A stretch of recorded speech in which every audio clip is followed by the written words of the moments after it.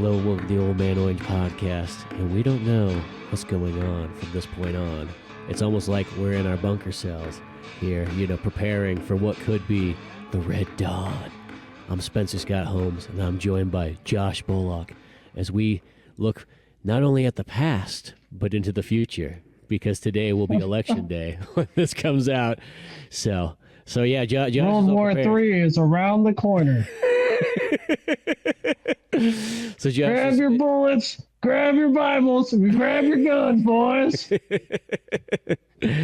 So yeah, gas masked up and prepared for combat against who knows who, because at this point, our Red Dawn enemy can be all sorts of different people.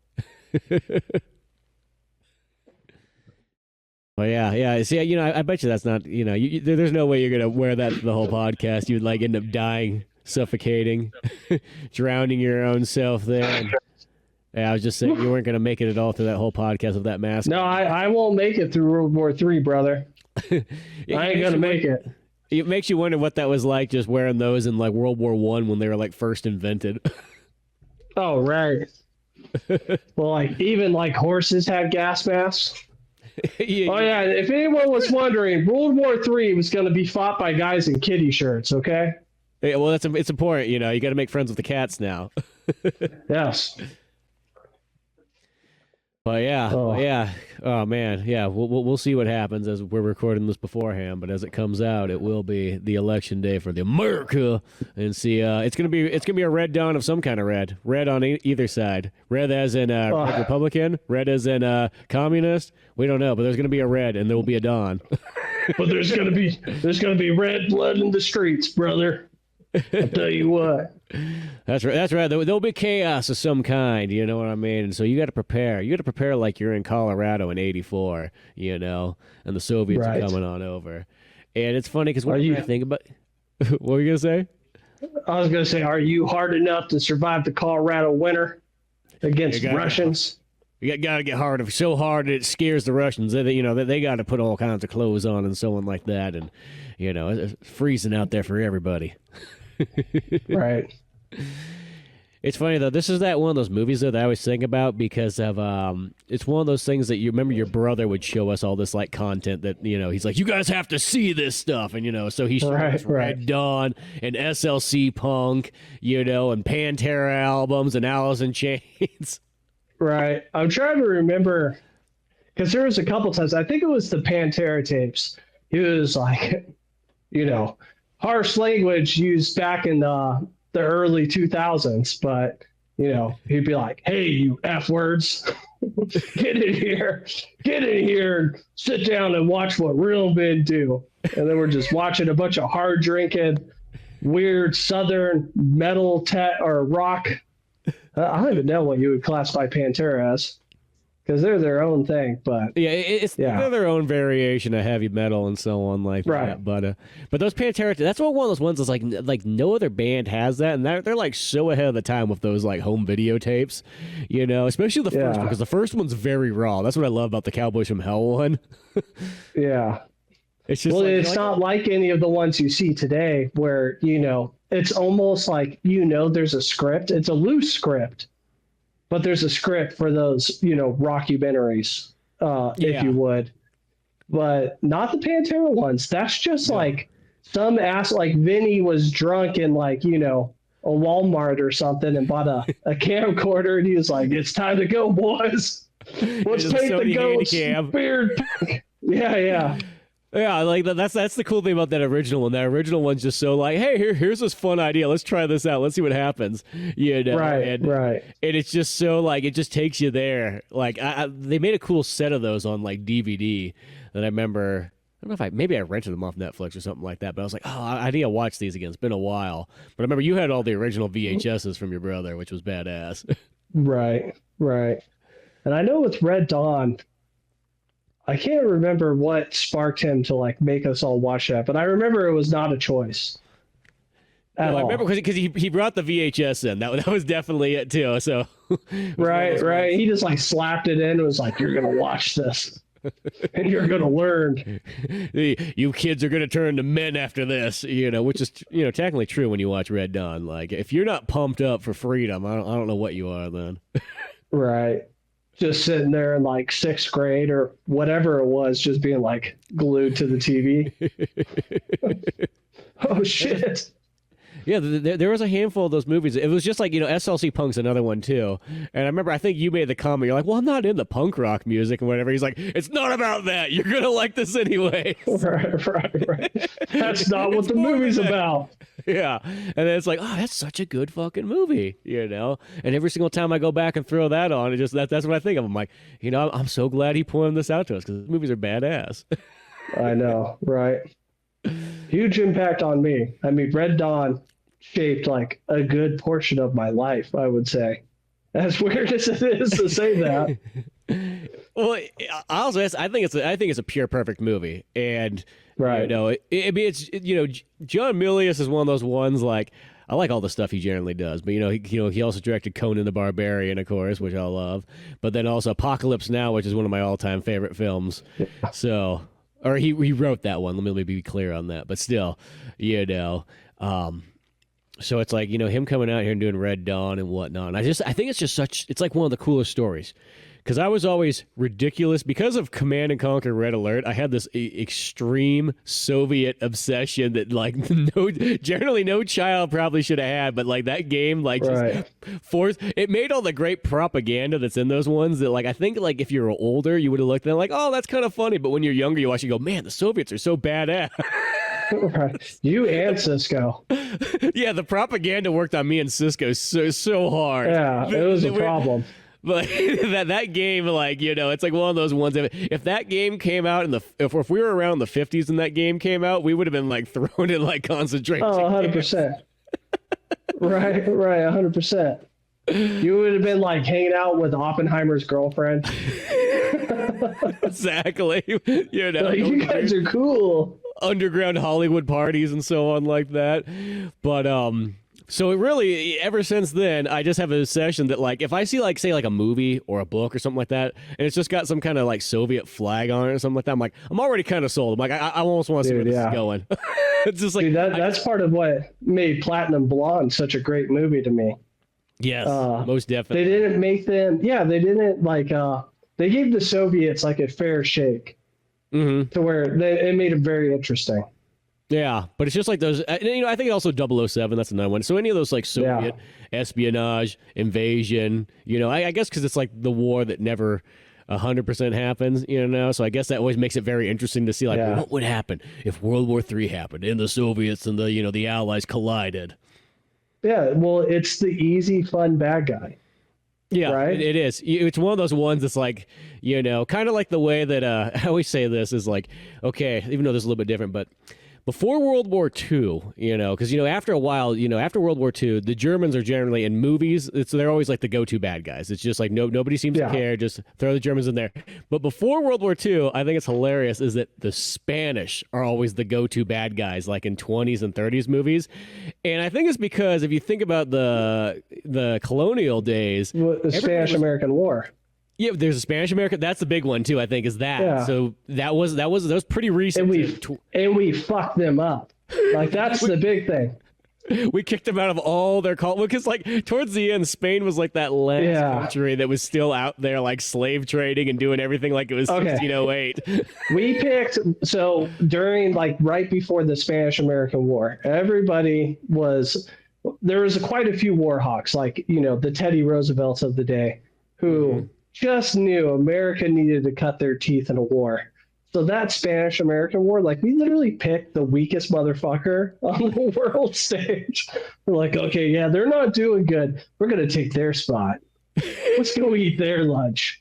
Well, it's funny because even you go back to all the pirate days and so on like that, because like in those time periods, it's like the English are kind of like the rebel badasses, right? And then because that's what most of the pirates are, anyways. Are a lot of times English, and then the Spanish are always like the dirty enemies that they got to fight along the way and so on like that. Right. So it's just funny how like for like 400 years, I think the Spanish were bad. I think like the second that like World War II happened, they're like, thanks guys, like now we aren't ever getting thrown under the bus anymore in every movie.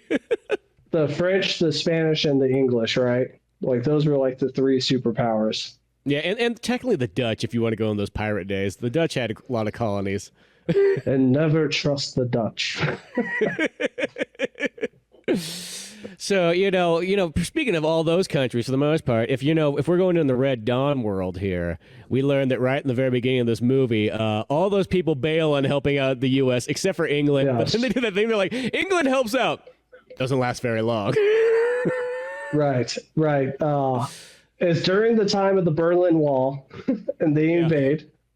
Funny enough, was it Venezuela or was it like Ecuador? I forget what the Spanish country helping the Russians are. Like Venezuela is the one I think that gets thrown in the mix. So it's like Cuba, Soviet Union, and then Venezuela. And I think technically Mexico's in there too, because John Milius did that thing where he used like the battle plans that like Hitler had to invade the U.S., where they'd go through Mexico. Because that's always another one that's a weird one, is that Germany and Mexico have always had like an alliance throughout literally since like the 1800s. I mean, that goes back to like, that's why mariachi music isn't too different from polka, because they got the same instruments and everything like that.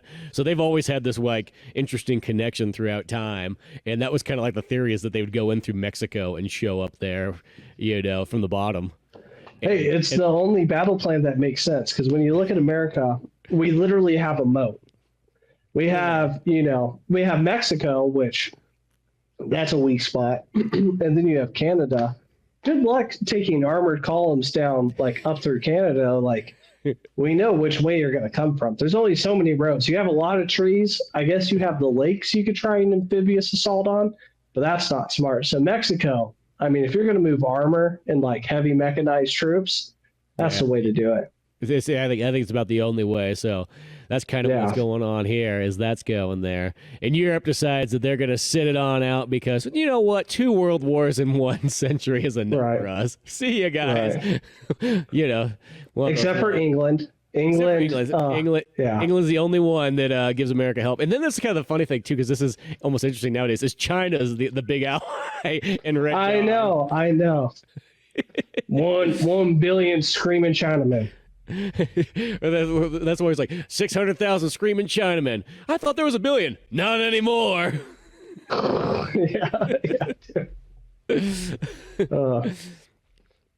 I did like is, they touch on the fact, like the main reason why they were able to roll in with so much impunity was that they used tactical nuclear weapons and were able to get like basically missile silos out of the fight from the beginning, so we couldn't retaliate right away, which that was a good touch. Like that, because let's be honest, most of it's a little silly, like all his leading up to stuff now. I guess, looking at it from 2024, and it's back in like what, 1988, when he probably came up with those 84 points. 84. Okay, yeah, even later. Yeah, so it's weird. It's like I didn't even think about that. It's like this movie's on its 30th anniversary now. Just never crossed my mind. That's wild. I mean, like looking, wasn't that old. Right. Looking back on it was kind of silly, but his reasons, at least leading up to the war. Yeah. But we don't care about that. No. It's the whole point is that we're going to have a good old, good old as in World War II. Actually, it's still pretty serious. It's like, it's one of those movies where it's action packed, it's fun, it's awesome, but it is also kind of like serious and has a good inner sense, like you got to protect, what you love. But what I like about how this movie starts off so fast. I kind of even sort of forgot about that. Yeah. Like, it's like they're literally like going to school. They show up in the truck. You got Charlie Sheen and Patrick Swayze as brothers. Come on, like the best tag team you can get right there. Yeah. And Patrick Swayze looks at the football score and goes like, "Hey, you guys kind of fucked up right there." That's gonna be hanging up there for the next week. That's an all-American. It's all American morning. Yeah, exactly. You had one bad football game and it leads to World War III. Right. Well, everything about this movie, and that's where I was saying, like, you're the genius of who wrote this film and who directed it. Every single part of it, like, there's nothing really that you could skip over. The teacher, speaking at the very beginning of the film, he's talking about the Mongols' conquest, through Europe, like, he's talking about like the great hunts they would do where they would make a semicircle and just every man, beast, insect, anything within that circle was getting murdered and just mowed down. And that's when, during that lecture is when they have a parachute element show up in the field. Just show up right outside the school. And I just love how that teacher, he walks outside like, what the hell are you guys doing? Like, he's like gonna like, I'm trying to teach class here. And then the first thing they do is just unload on him. Well, now, my friend, I think you fellers is lost. Dude, and the first deaths, him and then old boy who was leaning in the window. Yeah, fucking dorky boy. That's how you know this movie's serious. Is like, oh yeah, kids are gonna die. You know what I mean? Right. We're not gonna go light there. There's a part because that's like I love because they start like loading them up and everybody's kind of like panicking and whatnot. There, and they're like, oh shit, we're being invaded and whatnot. And they're all loading the Patrick Swayze's truck and whatnot. And then there's like that one kid who's like. He's like the Italian kid, and like for the most part, he's just straight American and everything like that. But all of a sudden, he sees his dad in the back, and he's like leaning out the back of the pickup truck. He's like, "Papa, Papa!" Right. He's just running after, like, "Oh yeah, oh Papa!" Yeah, he goes like full, like all of a sudden he goes full Italian for a second there. Oh gosh, yeah, dude. Oh, it's so funny. Dude, and I want to give a shout out to Jeb's truck, aka also my brother Matt's truck. I don't remember if you remember that or not. He had the exact same truck. Yeah, it would only make sense that he would. Yeah, it's not a coincidence now. I think he bought it because of that movie, to be completely honest. I feel like that's got to be totally true. Right, but I mean that's a sweet truck, dude. Oh, it's badass. But I mean, you're totally right. Like, it opens up, and you're not even like 15 minutes in, and RPGs are blowing up buses. They're blowing out like corner store windows. Dudes are getting gunned down in the street. Yeah, they're just taking over this total like Colorado like mini town and whatnot like that, and the Soviets are or the Cubans are going just the town here. Right. First, it's the Cubans, and the Soviets start to show up later on. Right. Well, I think the paratroopers were Soviets. Do you think so? Because I always thought so. Everybody in the beginning was Cuba because he brought up the fact. Well, I think it's combined, but I think he brought up the mechanized element that came in through the Air Force pilot, the lieutenant colonel. Mm-hmm. He was saying that the mechanized, like Nicaraguan mechanized unit came up through Mexico, but I mean, I don't know. Well, because there's always that part where the guy's like, what are they speaking? They're speaking Spanish, and the kid's like, we're at war with Spain. Oh yeah. That's right. Okay, yeah. No, you're right then. So I always thought that the original guys, like the first, like for the first like half an hour or whatever, they're all kind of in, I guess, Nicaragua and Cuba and so on like that. And then as the movie progresses, it's weird because it's not like a point where it's like the Soviets are showing up, like everybody at attention. It's like it just kind of like fuses, and all of a sudden, like, oh, they're not speaking Spanish anymore; they're speaking Russian now. Finally. Right. Yeah. And like the main enemy commander for the majority of the film is like a Cuban guy or whatever he is. Yeah. Some Latin American country. Yeah. But dude, that opening part's insane. They go off. Well, it's just that one too, and just I even like the part where like after they go past all the action and whatnot, and they show up to like the one mini mart or whatever on the edge of town gas station, and I just love there's just that thing where it's just like, hey, something's going down, boys, but you know what? Come on in here, load up on some guns, get some food, get some everything. You guys are gonna go up into the mountains, and you're gonna survive. And I love how like the kids all come out with like 18 packs of soda, be like, out of all the things you could have grabbed. I mean, they grabbed some good stuff. They grabbed the shotguns and the hunting rifles and everything. But yeah. When the helicopter comes by, all you see is Coke everywhere. Coke and Sprite. They're like, we need all this soda. You know what I mean? I mean, you are going to need the calories, so it makes sense. Yeah, you're going to be up there and whatnot. But, they get the rifles. They get kind of, sleeping bags and all kinds of camping gear. And it is just kind of cool thing. It's like, oh, we're going to go run up into the mountains, and we're going to kind of, wait this out. And, it has that kind of same feeling of, of back in the day before, almost kind of before zombies were kind of uncool in a weird way, and they got overly populated by everybody. But like when there was that time period where you'd be like, you would sit down and go like, oh, what's the strategy? Like if like there was a zombie invasion and whatnot, and that's almost like what Red Dawn sort of gives you, but just in a military way of like if the Soviets invaded and you and your buddies all had to run up into the mountains to survive, and you're going to use guerrilla warfare tactics to like protect yourself and take them out. Oh yeah. I think that's like the coolest thing about it. Yeah. Yeah. I used to think about that all the time, going up and like out across Tuolumne River and just going and getting lost. Yeah. The only problem is when the forest burns down, you're fucked.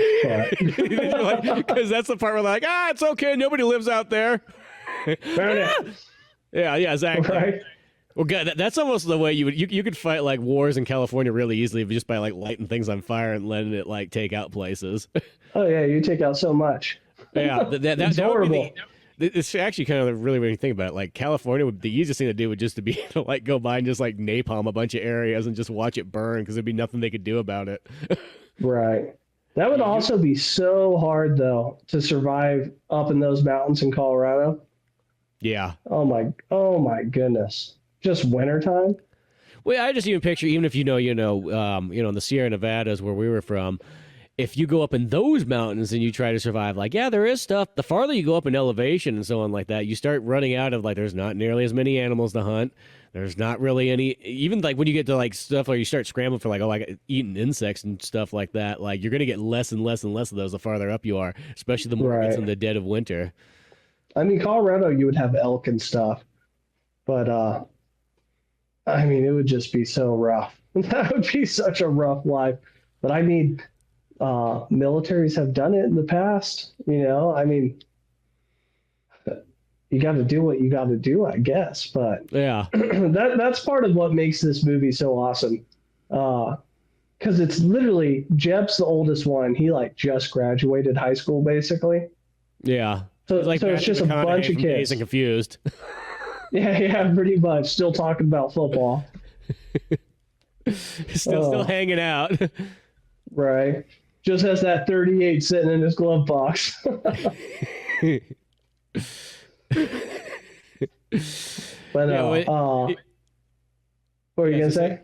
And Patrick Swayze, he's kind of got like the skills to teach everybody. Because I like there's that part where they finally show up in the mountains and like all the kids are sort of standing around, and Patrick Swayze's like, okay, we're gonna do this, we're gonna survive. I'm gonna teach you how to hunt and everything like that. And there's that one fucking like preppy guy who's like, well, as student vice president, like I think we should like, shut the fuck up. Daryl's a twat.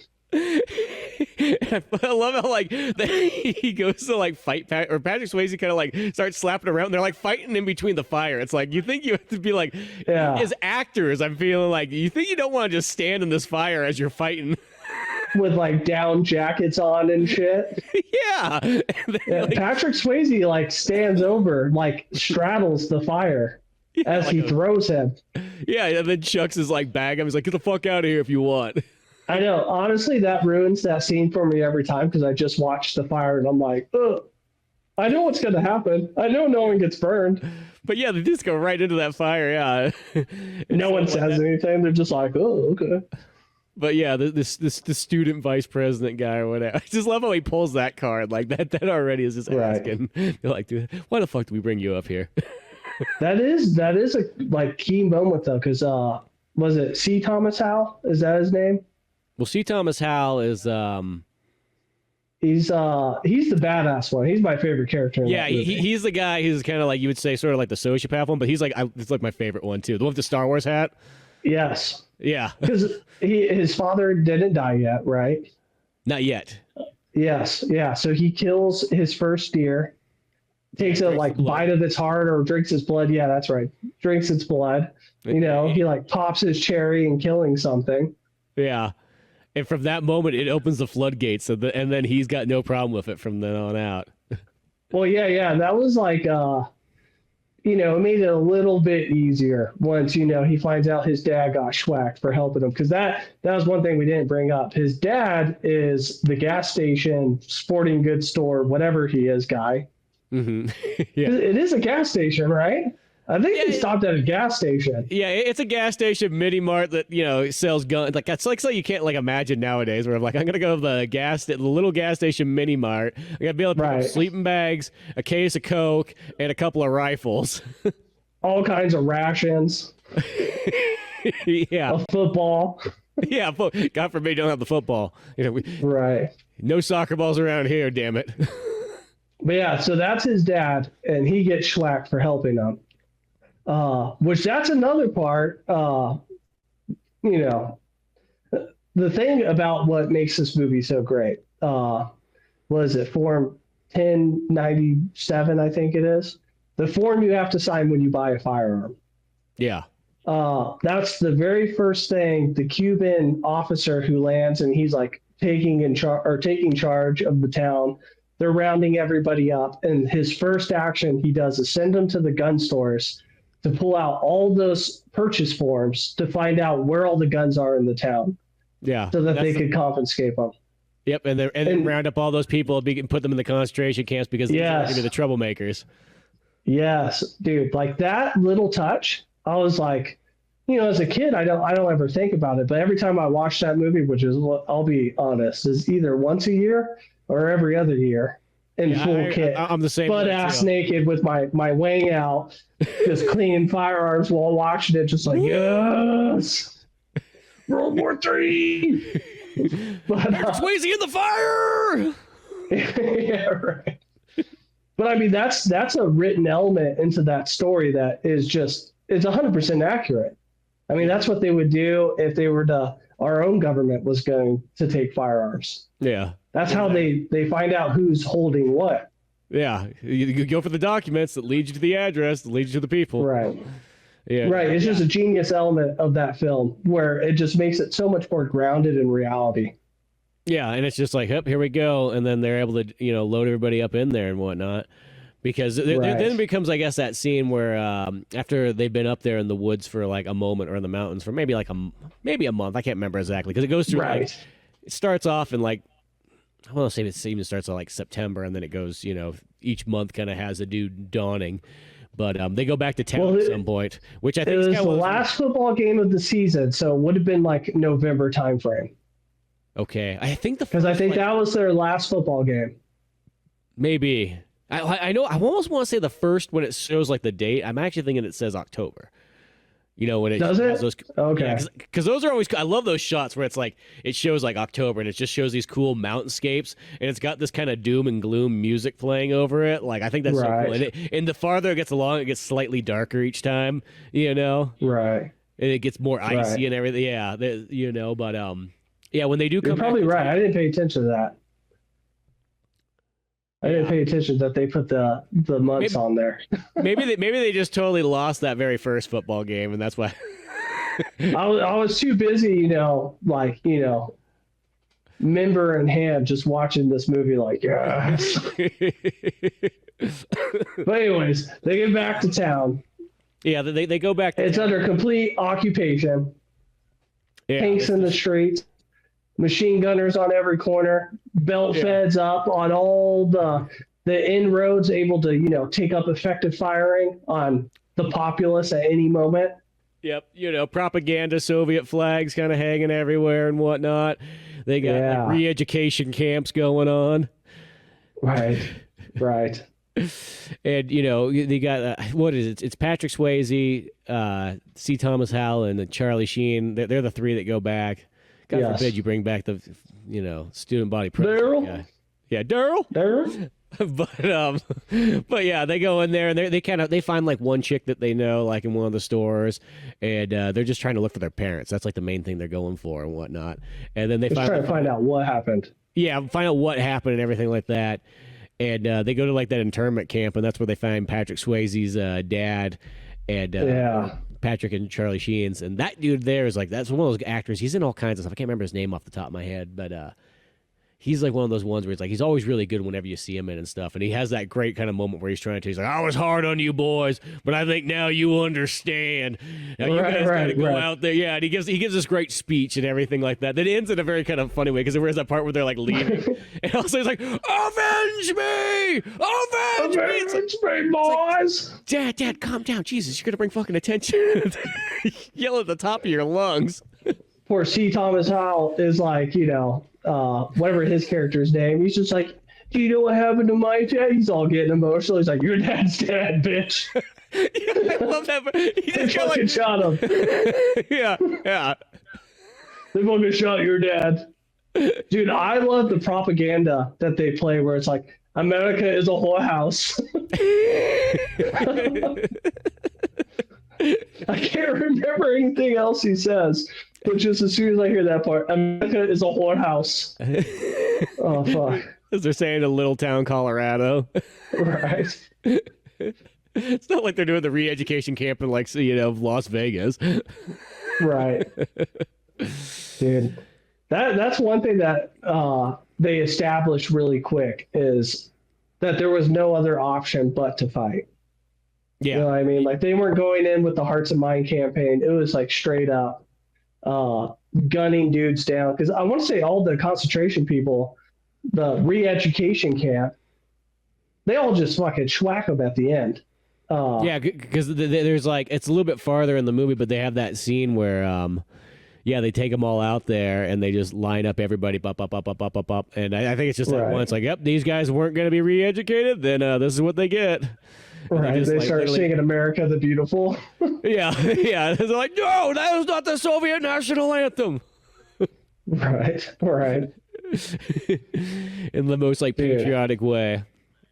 Dude, one of the most comedic parts of that whole film is the first Russians that they murder. I shouldn't say murder. The first Russians that they enact justice on. Those guys. I feel like the guys are out sightseeing. Right, yeah, 100%. I always kind of feel bad for those guys because those guys are out there like, "Hey, what's going on?" Like, "Ivan, hey, get a picture of me out here." "Okay, yeah. And they're just like, well, they're the stupidest. They're the stupidest bastards. Like, they asked Homeboy to read the sign, and he's like talking about how President Theodore Roosevelt killed like 30,000 Indians on that site or some shit. Yeah, I like he's just embellishing really hard on there. And the other guy's like, "Well, we don't read, so sure, you just tell us the right thing." Oh, good job, Ivan. Finds the arrow, and he's like, "An Indian arrow." He's like, "You stupid fuck, it's made out of plastic." Indians had plastic. Dude, I love that part, though. I freaking love it. When old boy gets shot with the arrow, and he gets up, he's just like, "Oh!" He's just standing there going down. Well, because then there's the other part. We didn't mention this, but like when they come back from town, there's a scene that's it's always kind of funny, but it's just like because anywhere else it would seem so out of place. But there's that when they go back to like the shop dude. They go like his house though this time. It's not his gas station. Where they go like this like house. Well, it's not. It's a different guy. Oh yeah, that is a different one. Yeah. Somebody's Is that somebody's dad that they go to? One of the characters. It doesn't matter. Realistically, they do that thing where they go there and he's like, "Oh, here, I'll get you guys some more supplies." He's like, "Wait a second, I got some family heirlooms I need you to take care of." And then they opens up the bottom. He's like, "Here, take my 2 granddaughters or whatever." Like, you boys are gonna. It's like it's such a weird one. It's like, here's 10 boys up in the middle of the woods, and you're just gonna hand the granddaughters off to them. It's like they're safer than they are with the Soviets. Jeff, take this bitch Jennifer Grey. She's going to be in a movie with you later. Yeah, exactly. Take these 2 real famous 80s like actresses, or they will be. Jennifer Grey from Dirty Dancing and Lea Thompson from Back to the Future. Right. Which is another great thing about the film. All the actors. I'm pretty sure that guy is also in that Sackett's miniseries I was telling you about. Oh, the one from '79 with I'm pretty sure he plays Cap, the character Cap. I could be wrong. I'll have to look it up. Well, I know that's another dude too who's in all kinds of stuff that just like he's in a lot of shit. Yeah, but yeah, you're right. Yeah, take these bitches with you up to the mountains. Yeah, exactly. You're good boys. Yeah, and it's like it's like well, it's like And in a sense, nothing does happen to him up there. But the cool thing is like, I love how badass both the girls get to be in the movie too. Oh like, yeah, like Jennifer Grey schwacks that dude. Yeah, dude, Jennifer Grey goes like hardcore, especially towards the end and everything like that. It's like that one scene's always like, I'm like, that's so fucking badass, like the way she goes out and everything. But like, yeah, like, I mean, they're firing machine guns, they're killing people just as much as everybody else. Like, they don't give a fuck, you know? Right. We do as good as any of you. Yeah, it's just like one of those ones. That's one of the lines from the movie. Fucking spot on. Trust me. It is. Why don't you wash these dishes? I ain't washing no dishes no more. The best part that comes from Charlie Sheen is the one that says that line. I know, it's perfect. It's perfect. He didn't even have to act for that line. It was perfect, dude.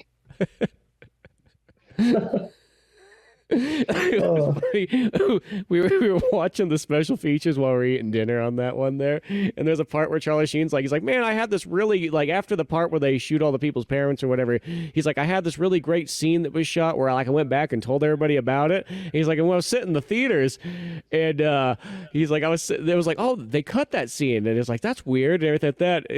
He's like, I was talking to my dad. Me and Laura just leaned over. It's like, my dad was just like, he was like, yeah, they cut it because you fucking sucked in that scene. I told him to cut it. Oh, shit. That wasn't what he really said, but that's just all I pictured. Like, when he said that, like, yeah, Charlie, right. Let me tell you, I was going to have Emilio come in and do a stand-in for you. Hell, I was going to do it myself. It's not like I haven't been in a war movie before. That's not fair. That was back when Charlie Sheen was still a good actor. No, dude, that's the thing about Charlie Sheen, though, is back in the day, it's like he's actually in some of the best fucking movies of the 80s. Dude, Navy SEALs? Navy SEALs is great. Fucking Young Guns 1, you know. He's in, was it like Major League or whatever? Yeah, Major League as well. Yeah. The one with Emilio Estevez where they're trash dudes? Yeah, it's fucking... Like Hardworking Men or something like that? Yeah, like something like that. Like Men at Work, I think is what it's called. Men at Work, there you go. Yeah, so he's in all kinds of great stuff. And then, well, don't worry, I like 2.5 Men, but then, you know, once you pull Charlie Sheen out of that, what the fuck am I doing watching that show? Let's be honest. Yeah, I didn't watch it. It's good. If you just like to watch Charlie Sheen, like, sit around the house and, you know. Be Charlie Sheen? Yeah, be Charlie Sheen, literally. That's, and like talk shit on his brother, you know. That's pretty much what that whole show is. Right. Dude, from those killings, which I will always know in Russian, God help me, which is Napovich, because I've seen that scene so many times. But one of the greatest lines of the whole movie, of, you know, cinema history, is see Thomas Howell sitting there sawing off his shotgun because it was too unwieldy with its long barrel on it. So he sawed it, and they're like, "Oh, you got one. What did it feel like?" He's like, "It felt good." And that's when you realize, you're like, that's my guy. That's my character. That's the guy. Well, there's even the other part too later down where you got Powers Booth or whatever. This is a little bit later, but like he's the crashed Air Force pilot guy that they find who pretty much wants to bang one of their girls, even though he's got a wife, doesn't give a fuck anymore. Right. You know, but obviously the boys don't seem to care as much either. But there's a part where he's like, he looks at that kind of guy and he's like, all that hate's gonna burn you up. And as he with his K-bar is putting notches in his AK stock because he killed more Russians that day.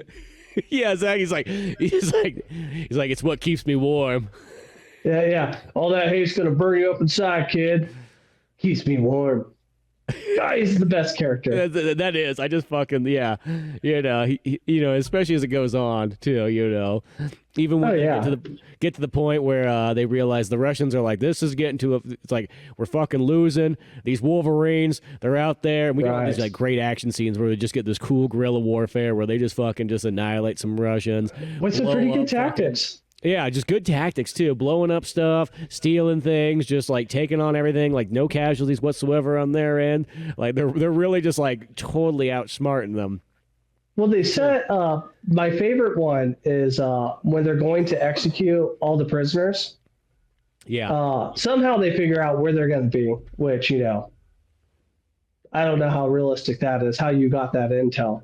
But they set up like a complex ambush. They have a machine gunner on the far end getting a line of sight, like a line of fire straight down the road. Mm. So you basically clear the roadside and get all the hostages out of the way.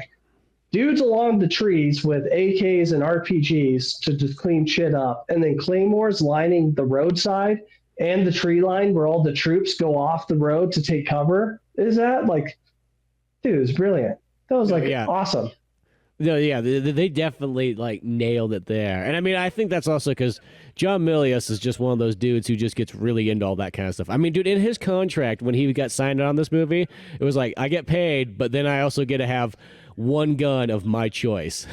That is part of it. Yeah. That's awesome. That's awesome. He picks like one of the belt-fed machine guns. Exactly, because that was like his thing. Is like he's like that one that like he hung out with like George Lucas and Steven Spielberg and Francis Ford Coppola and all that stuff. They were all part of that same kind of like gang and clique or whatever. But he was just like he's the guy that just kind of had like these just the radical ideas, and they're like he was always carrying a gun no matter where we went and so on like that. Just almost even kind of different than the rest of them, but like that's how intense he always was. I can see George Lucas just being so weirded out by that. Like, oh. Well, what's the weird thing? There was one of those like George Lucas books I went through a while back, and they said that like when Apocalypse Now was going on, like John Milius and everybody really were going like, no, that's George is going to direct that movie. That was like who everybody wanted. They're like, oh, we want George to direct it, And then George was like, no, I'm going to go do Star Wars. And like, dude, don't do Star Wars. Fuck it. Just, no. Dude, Apocalypse Now. That's what you want to do. That's what you want to do. And he's like, no, I'm just doing Star Wars, fellas. See ya. And stuff, And then so Francis just took over. He's like, well, fuck it. I'll direct it and whatnot like that and so on. But it is one of those interesting things to think of as if George Lucas did Apocalypse Now. That would it would not be the same film. Yeah. It would not be the same film. Because that's one of those movies that's like, well, that's the thing. It's like Francis Ford Coppola, he's one of those kind of guys that like he knocks certain movies just like totally out of the park. And then he does kind of odd movies too. But like, that's one of those ones that's like, I know that movie was like pure chaos of like 4 years and all kinds of money spent and so on. Even like there's a part where like I think Francis Ford Coppola just sent the telegram to like George Lucas when Star Wars came out because he knew all the money was coming in. He says, George, I'm in the Philippines. Send money. Right. Well, dude, it's the tone of that film, which I think all the troubles that they had in the making of it, like it's why you have some of the, like when the porn stars go to the camp and it's all reined in and there's no commanding officers, they're all fucking dead. That's one of my favorite scenes, how dark that scene is. It's wacky. Weird. It doesn't make sense. I remember the first time kind of because that's only on the Redux version. Yeah. In the first, which is it's the only version. Let's be honest. Redux is the only version. I like that one more because I have the 4K of that movie that has 3 different versions on it. But for some reason, Francis Ford Coppola in his 3rd version, he took that scene out. So I'm like, well, guess I'm not watching that one then because I like how weird that scene. Because it makes no sense. No, it's just madness. Because I remember the first time watching the Redux, I literally rewound it because I want to watch that a second time because that was so bizarre, And that's my favorite. That scene and the bridge scene are like 2 perfect examples of how weird it is. Yeah, like what are you fighting? Every day we build. Yeah, every day we build the bridge. Every night they blow it up. Yeah. And you're just like, what the fuck's going on? I love there's that one dude on the turret and he's just firing. Martin Sheen's all like, dude. He's like, what are you shooting at? Where's your CO? He's like, they just told me to fire. The captain just told me to keep shooting. I'm just keep shooting. That's all he's just doing. Yeah. They wake up the guy with the grenade launcher and he's just like sleeping with it. Yep. Gets up, he's just listening. That's like that one that like I love that scene so much that I threw it in that Pizza Boys issue where it's the laser tag now one that kind of is laser tag but with like the Poggles now. I literally because I love that weirdness of that like scene of the bridge. So I put that in there as one of the floors that they go to. There's just people they have unlimited lives set on the laser tag, so that's why it's just in total chaos. Like the match just will never end. That's so ridiculous. So everybody up there is just fucking out of it, They all got weird fucking masks on and so on, and people are just shooting at nothing. Yeah. Nobody knows who's in charge anymore. They all have laser tag PTSD. Exactly. All the strobe lights and fog machines have done them in. Yeah, is that just too much?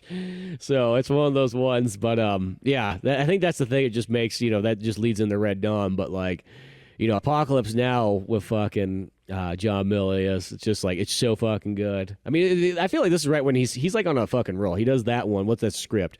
He does a script for a few other things.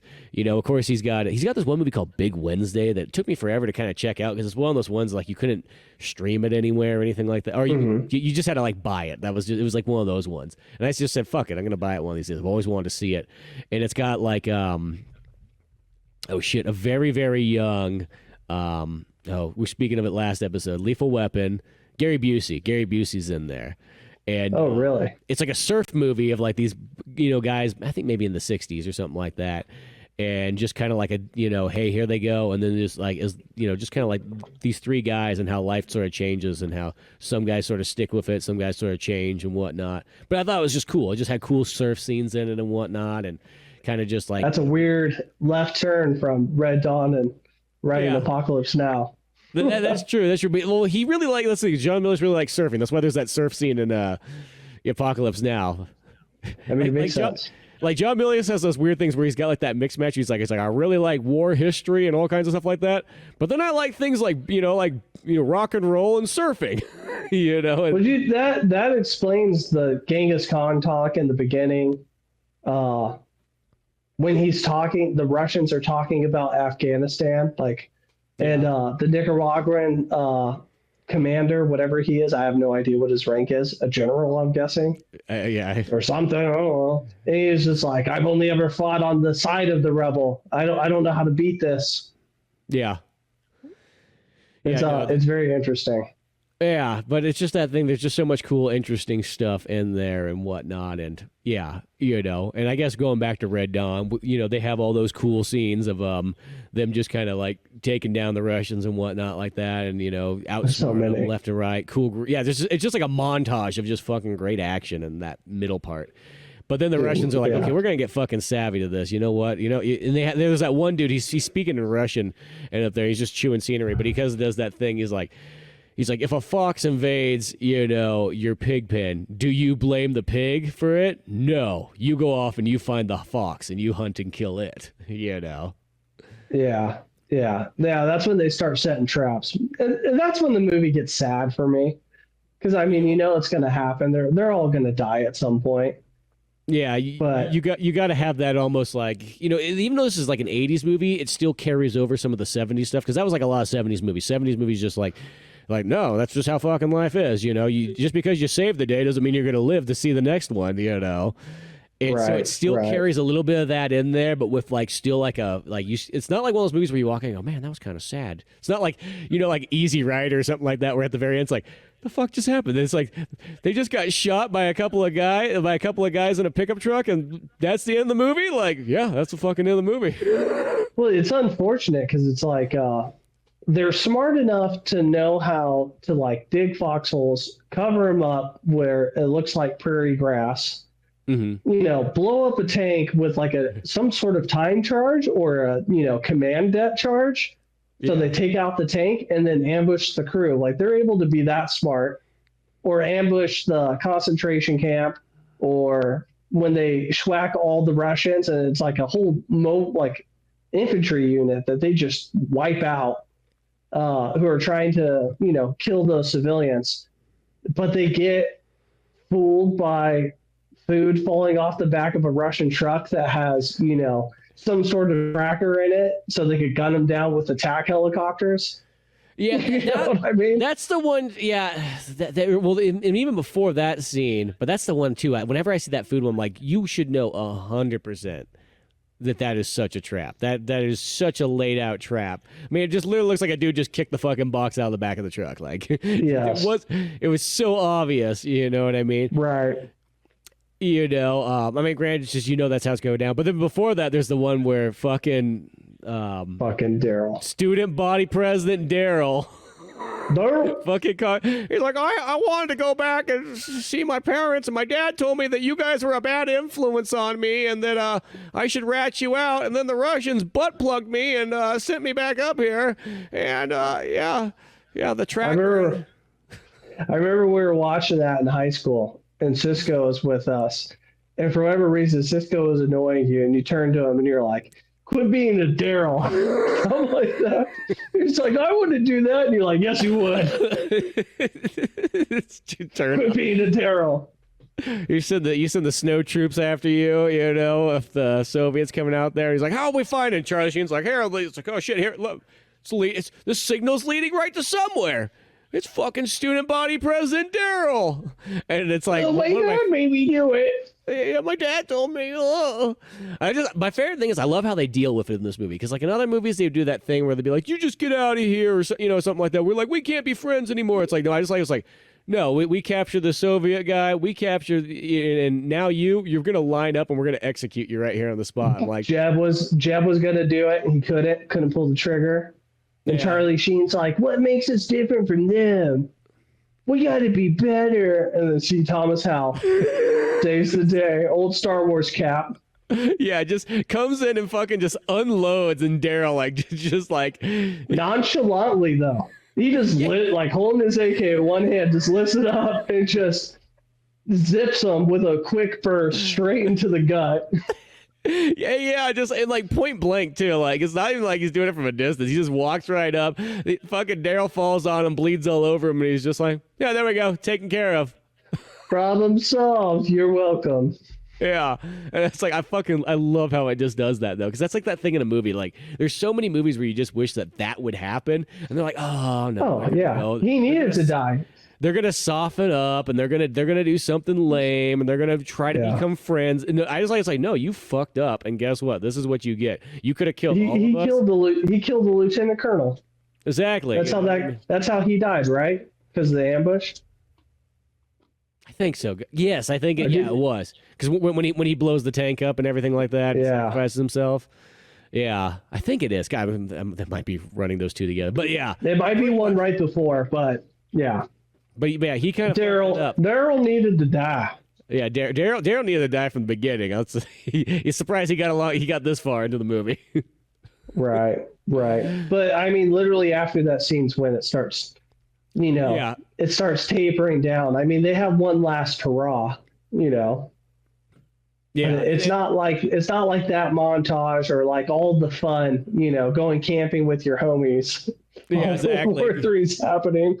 Yeah, exactly. Just having, the good time with your buddies, hunting, killing Soviets and whatnot. Literally playing soldier in the woods.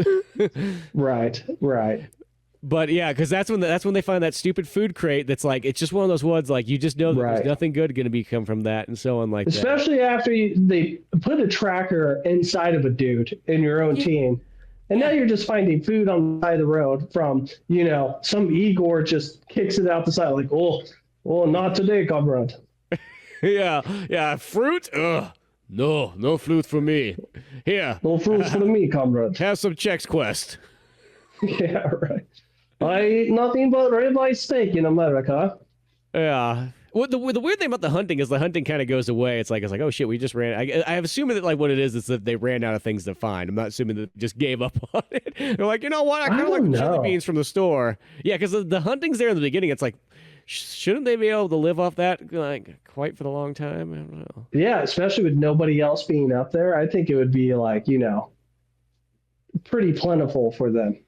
Yeah, and they have the bow and arrows, which they technically never use. The meat's not going to go bad. It's cold as fuck. Yeah, it's like literally filming conditions are like -50, so you're good to go. Right. So I don't that part's always kind of a little bit weird. I always go, well, what happened there? It's just like is it?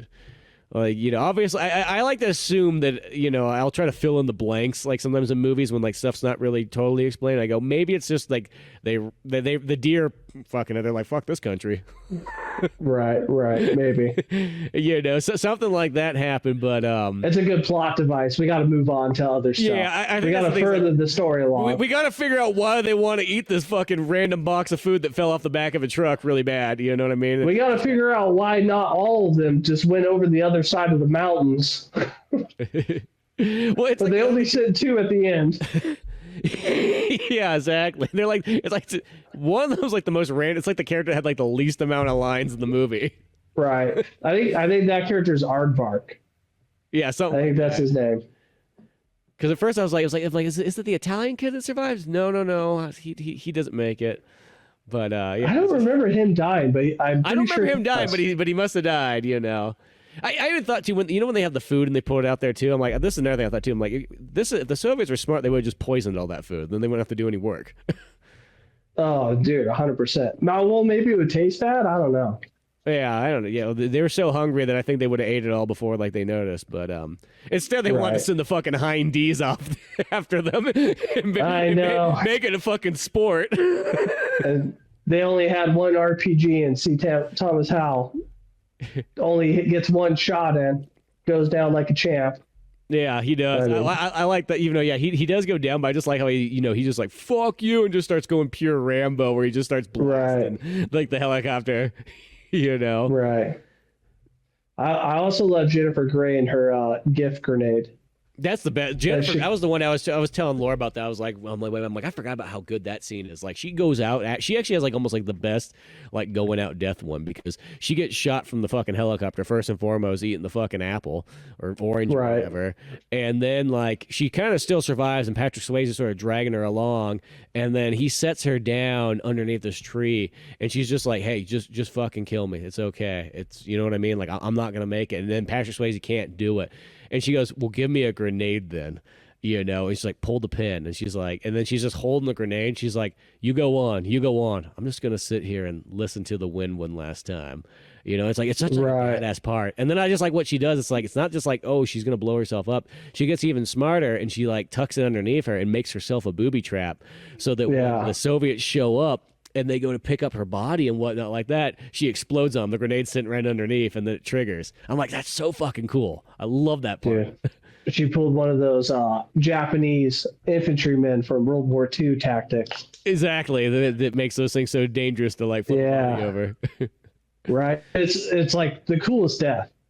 Yeah. It's like the ultimate fuck you. Yeah, and the fact that it's I'm so glad that they gave that death to Jennifer Grey, because I think that makes it seem so much more badass when it's like her doing it and so on. Well, she was the character, like, it wasn't her character also the one that, like, I mean, they didn't say, but potentially there was some sort of grape situation with Russians. Yeah, well, I think they mentioned it. I think it's the other one, but it could be both of them, because the Lea Thompson's the one who like she doesn't talk very much and so on like that. And then when Sheen, something happened to her. Yeah, and then Charlie Sheen, when he pulls a Charlie Sheen moment, like she's like, fuck you, yeah. Well, I think Charlie. He says something funny. He's like, what got up your ass? And she's like, fuck you! Don't you ever fucking tell me that again. I'm gonna fucking kill you right here on the spot. Yeah, right. It's a slit your fucking throat, Charlie Sheen. You fucking piece of shit. Yeah. Don't you talk about fucking in the ass. Yeah, right. Dude, I love the final mission though of Jeb and Maddie. Yes, I think that's his name. Matt. Yeah. Maddie and Jeb go into town, and Maddie's just like, he has to have like, I don't know, like 15 RPGs on his I just love he's like dual fisted an RPG and an AK-47. Like, yeah, dude. And he's got a couple like in his back. It's like, dude, it's Charlie Sheen, so it just makes it even more badass when he Jeb's just running around with his freaking 38 that he's been rocking the whole movie. Just going fucking revolver ocelot on people. Yeah, dude. No, yeah, and they just fucking start tearing up shit. No one that like they're making a distraction so that the two can go. Lea Thompson and the one random boy that didn't say much, never had a whole lot of scenes or anything like that. He's like the perfect example. Somebody's like, well, he never did anything exciting, but he never did anything bad. So right, and I don't think they ever needed that distraction. Like, let's be honest. Yeah, they probably could have. What were they doing? Were they patrolling the other side of the mountain? Yeah, it's one of those. Well, I think it's just that thing. I feel like Charlie Sheen and Patrick Swayze is just like, we're just gonna go out in a blaze of glory. That's what we're gonna do. We're just gonna show these Russians who's boss. Dude, I like the character development too of the South American officer, where he keeps in his letters to his wife, and he's just like, my men keep fucking dying. What am I doing here? I have become the occupier. He kind of realizes it and whatnot. He has a cool turn. Well, that's what I kind of like about it, is like, they don't just make the Russians or anything like, or even like the Cuban, Nicaraguan guys. Well, the Russians are all pieces of shit in the movie. I guess they're all pieces of shit. The one Russian general where he's like, we need to win their hearts and their minds, like, the enemy did in Vietnam. And he's like, they lost that war. And it's like, well, you lost Afghanistan, bitch. Same shit you're doing now. Yeah, exactly. Yeah, it's just same place. You know what I mean? Yeah. It reminds me of like, there's that. What's that Mel Gibson movie? The Vietnam one. We Were Soldiers. We Were Soldiers. There's a part in that movie that I remember I laughed so fucking hard at the very beginning, because Mel Gibson's, he's like studying like that French war of the Vietnam. He's like trying to figure out like what they were doing. He's writing this fucking list down of like why the French didn't, they came in too early. They were underprepared, all this stuff. And I just pictured on that list, like at the very end, he's like, they were French. They were French. Dude, I met a guy who met First Sergeant Plumley. Really? Sam Elliott's character? Yeah. Uh-huh. Yeah. Oh, man. Yeah. He was like a retired dude in the Army, and he was a contractor, and he would come in and like, it was when I was up at Fort Drum, and we're talking like about We Were Soldiers. He's like, oh, yeah, you're talking about Plumley? I met him when I was a private. We're all like, oh, what was he like? He was like, he was a fucking asshole. He was so mean. But yes, that awesome line, where he's like Sergeant Major, I think it's about time you grabbed yourself or Sergeant Major, I think you should check out an M16 to bring that into the field. He's like, sir, with all due respect, when I need one, there'll be plenty lying on the ground. Yeah, I love that line. Oh, so good. Or when he's going, he's just walking to his office and he keeps seeing that random E5, just like a lowly level buck sergeant, brand new NCO. And every time he sees Sergeant Major, he's like getting his uniform all spiffy, and he's like, "Good morning, Sergeant Major." And he's like, "How do you know what kind of fucking goddamn day it is?" Yeah. Oh, it's so good. We need to do that movie too. That's a good one. Fucking great. Yeah. That's one of my favorite movies of all time. I mean, like it's got Mel Gibson in it, so that's why it's got the fucking great part in there, because anything Mel Gibson does is always amazing. Oh yeah, he doesn't miss. But that's like one of those ones too that kind of came and went too, which was kind of. But I was like, man, that movie's so good, fucking good. But yeah, I mean, it got its flowers in some ways, but it's not talked about enough. Yeah, that's what I mean. I felt like it didn't get like the Saving Private Ryan kind of like, like people never seem to forget that one. Vietnam movies are weird though, man. It's like Apocalypse Now, Platoon, Thin Red Line. Oh wait, no, Thin Red Line's World War II. What am I talking about? I always get fucked up because they're in the jungle. In the Bunker 80s, Hill, is it Bunker Hill? No, Hamburger Hill. Hamburger Hill, thank you. Yeah. Hamburger Hill.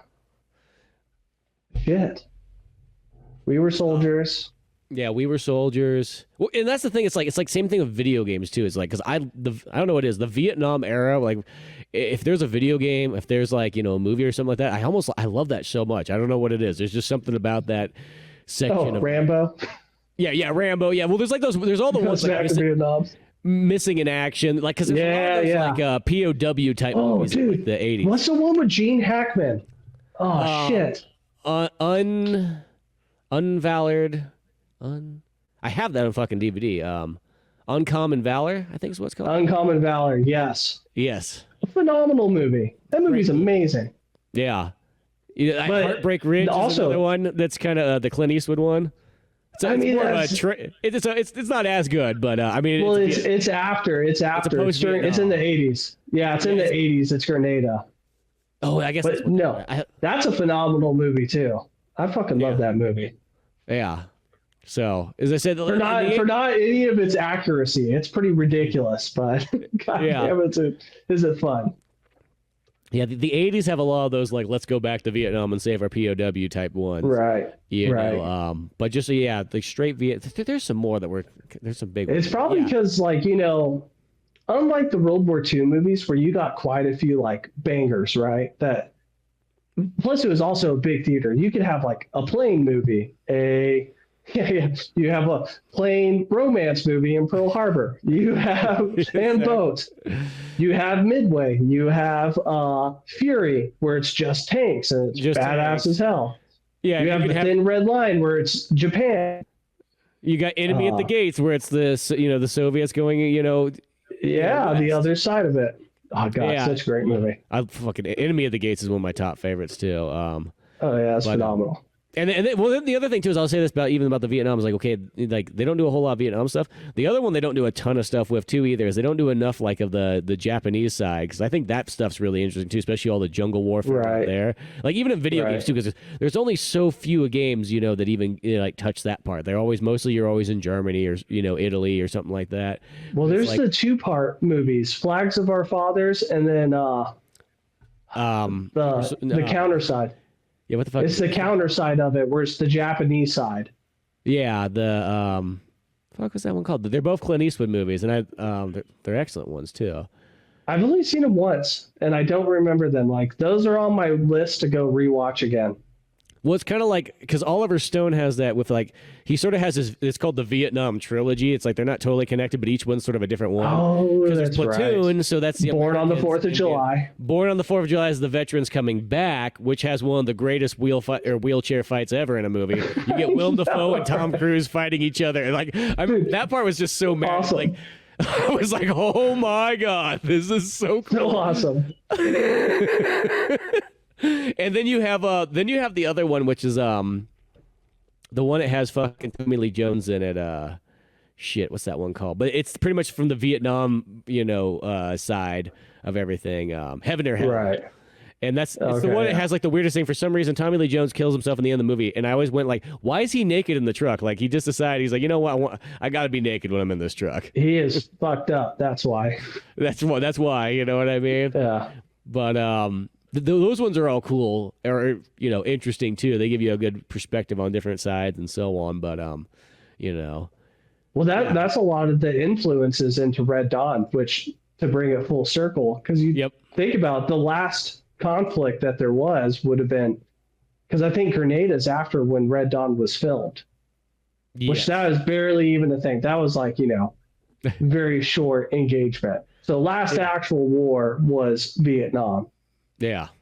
Much like Borderline, where our main antagonist is, a Vietnam veteran with his tiger striped uniform out in the desert, his jungle fatigues out in the deserts of Mexico, using his tactics learned in Vietnam. Yeah, he wasn't giving them up now.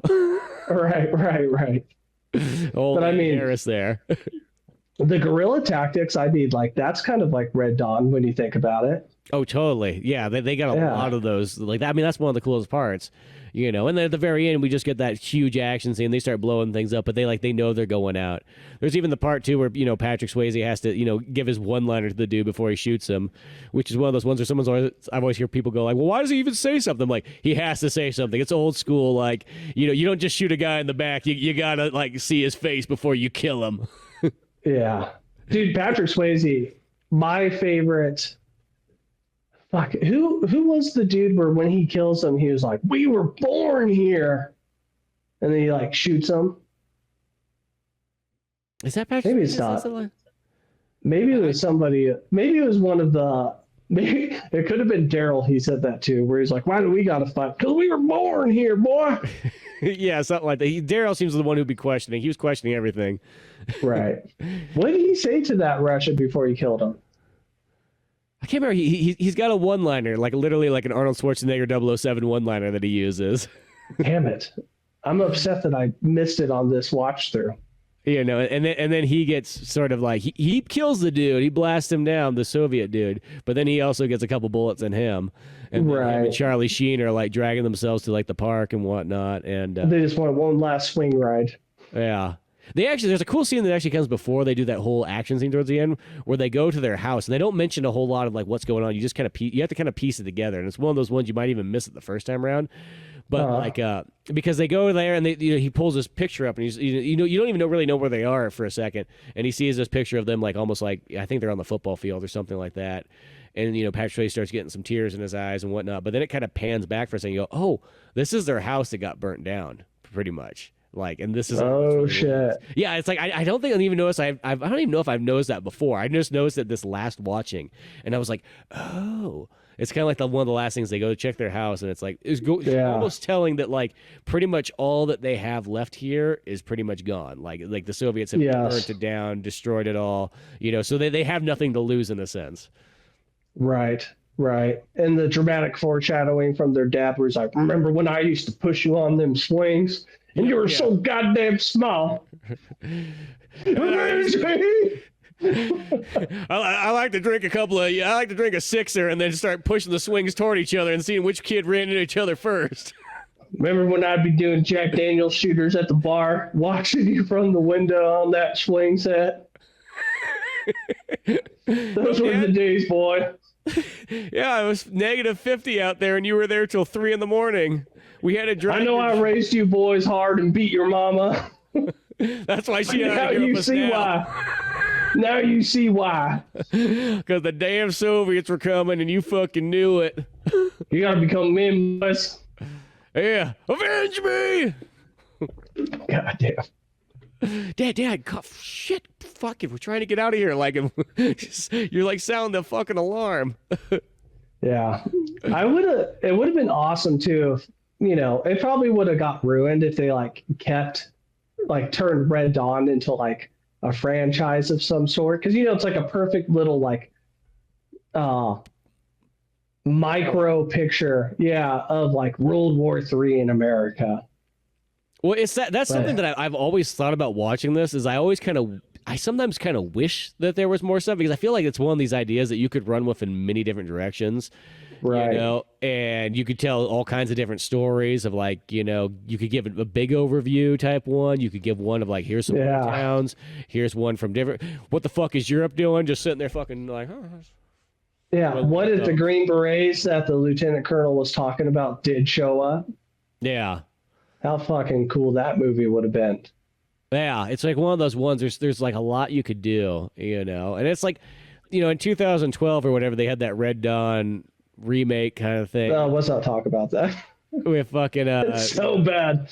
Like the Liam Hemsworth or whatever. Hemsworth's in it, yeah. And is it Liam? No, it's Chris Hemsworth, huh? No, it's Chris. Yeah, it's not Liam. It's Chris. Because it's weird. It's one of those movies that like I think they shot that movie almost like it came out like 4 years after it was like made, because like Liam Hemsworth or Chris Hemsworth's like a boy in that movie, and you're like, he was just in fucking Thor like right before this movie. And, right. But I think it took a while to come out. And I'll say this, that well, they had issues. They had issues because they made the main bad guy China, and China was like, if you do this, like we're gonna fuck you. So they turned it to North Korea is what they had. They had to convert everything over. Yeah, because it was supposed to be China, and then China was like, "Oh, you like the money?" Yeah, because this is when China starts being like getting like control of like the Hollywood and everything like that. Well, yeah, they're a huge that market. Movie was almost like the movie that kind of broke that for everything. Yeah, I'm sure it was. I'm sure it was a big deal. Well, probably China's pissed because they're like, dude, in the first movie we were fucking allies. No. Well, I mean, China's definitely not our friend. Like, let's be honest. No. And they're also like, get fucked. You're not making us the bad guy in this film. Yeah, I think that was it. And then North Korea's like, oh yeah, we can do it in North Korea, because North Korea they did it for a few things, because it was like they used that there. And I'll say there's elements in that remake that there is some stuff, as I remember seeing it in theaters when it came out, and there was some stuff that was like, okay, that's kind of cool, the North Korea thing. But I remember thinking like, what would have been a better way to do that movie is if they would have just used that movie to be like, well, here's like, in a sense, it takes place in '84, but it's just something else that happened during the same time period as like Red Dawn. Like it kind of like together. I thought that would have been kind of cool. But that's not how Hollywood operates. They gotta recycle an idea. Yeah. Well, there's also, and I mean, like, it could have been so much better. Like, there was good actors, like Josh Peck's in it. Yeah. And I don't know if you're a fan of Josh Peck, but like some of his like B movies or indie movies like Timber, phenomenal. Like he's a great actor. Yeah, and he was good in that film. Yeah. There's definitely stuff to take away from. It's not a classic. That's definitely for sure. No, they fucked not it at up. all. But there is moments in it where it's kind of interesting and so on. And I think the North Korean thing kind of like, like if you had to do a modern one, that was the perfect go-to at the time. Their crazy device was silly. Yeah, that's right. They're crazy, like this device will shut down everything except for their technology or something. Yeah, it's super powerful. Yeah. Yeah, one of those ones there. Well, and then there's like, I think John Milius worked on, there was that Homefront game that came out like literally around that same time period too. Oh, okay, yeah.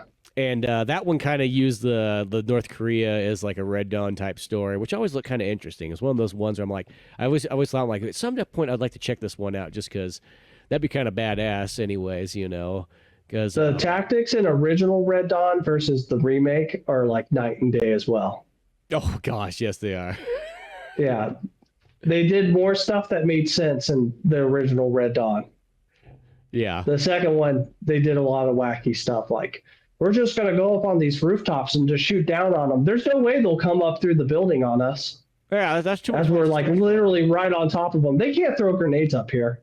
Yeah, no, there's some silly things that are totally going on there. Yeah. We're going to hide in the quarry mine. No one will check that. That's so true. You know what's actually the good example of something doing like the broad big version of sort of like a Red Dawn though is Call of Duty Modern Warfare 2, the original Modern Warfare. It's weird you have to say that now, but like the original series, because that campaign in there, that's like my favorite Call of Duty is that one. I think because it has that Red Dawn feel, where Russia fucking invades and you got to go against them, you got to save Burger Town. Dude, I even feel like Far Cry 5 in a way, where it's like, I know like the culties take over, but yeah, they actually have a Vietnam DLC on that. I know I bought it. Okay. I haven't tried it, but I bought it.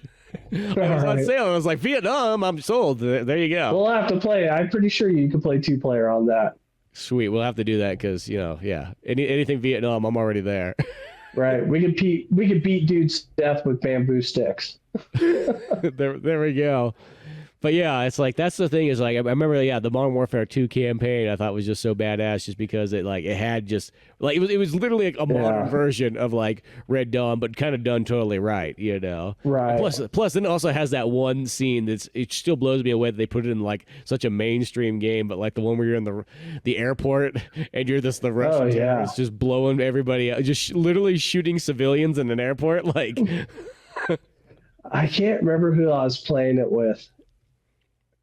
It could have been my brother playing it because I was like, dude, you got to check this out.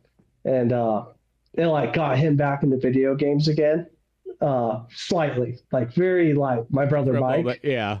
Yeah. And I remember talking to him about it. He's like, oh, yeah. He's like, that part's so insane. And I was like, yeah, did you know there's an achievement if you don't shoot anybody? And he's like, he like turns to me. He's just like, who's able to just not shoot anybody? And I was like, good point. Good point. Like the thing is like that. It's like one of those ones. It's like it's literally like they fucking take the harness off of you in that thing. Because most video games you shoot the fucking civilians. They pops up like, hey, no civilians, restart the level. Blah blah blah blah blah. Right. It gives you some fucking or like in the other Call of Duty where it says like friendly fire will not be tolerated. They should have fucking stood in front of me like an ass. Right. Yeah. Right. But so it's like that. But it's like that scene where it's like, I can keep going. Oh, and it just lets me. Whoa, no, I can kill all of them. Shit, yeah. It's like, sure, fuck, yeah, it's a video game. I'm supposed to be able to do whatever I kind of want. You know what I mean? Like, that's the whole point of a video game is you do things that you would never do in normal life. So it's like, yeah, let's go. Right. Just that part. That part's like the one I'll fucking remember that forever. I remember like that when they had the remaster version. I don't think it said this in the original one, but it did one of those ones where it's like, "Hey guys, you can skip it. Can't you skip it?" Yeah, they had. There's a thing in here that in 2009 or whatever, like people were cool with, but those people are fucks. So, you know, so now if this is too hard or too set, and it's like, to me, it's almost I'm like, if shit like that's bothering you, I don't think I want you playing a first-person shooter ever, because whoever made that warning is definitely a white dude voting for Kamala Harris. No, I'm just kidding. That's like that one, like that person's like, that's the person be like, whoever made that warning, go to his house and make sure they have no guns, because that's the person I'm afraid who's going to turn and shoot us. That's the one who's going to go up to a fucking tower and be a sniper. That's somebody who's going to walk into a building and blast it apart. Not the people that do play it, not the people that can handle it. That's someone who can't handle it. I don't know if they did that because of terrorism or if they did that because of school shooters. Probably. Or what it is. Well, because they do that nowadays. It's like you'll get a game and it's like they'll do that thing. Like, it was even like in the Tomb Raider remasters, they do that thing where they're like, hey, there's some things that fucking 90s people did that's like culturally inappropriate and probably slightly racist. Oh god, yeah. It's like, what? Because Lara Croft shoots a couple of fucking natives with a shotgun, like. right. You know what I mean? We're fucking we're out for survival right now. It's them or us. You know what I mean? Like, you know who does that shit? Disney. Yeah. And like old Disney movies, they're like, there's some offensive material in this, and you turn on Snow White and the Seven Dwarfs, and you're like, where? What part's offensive?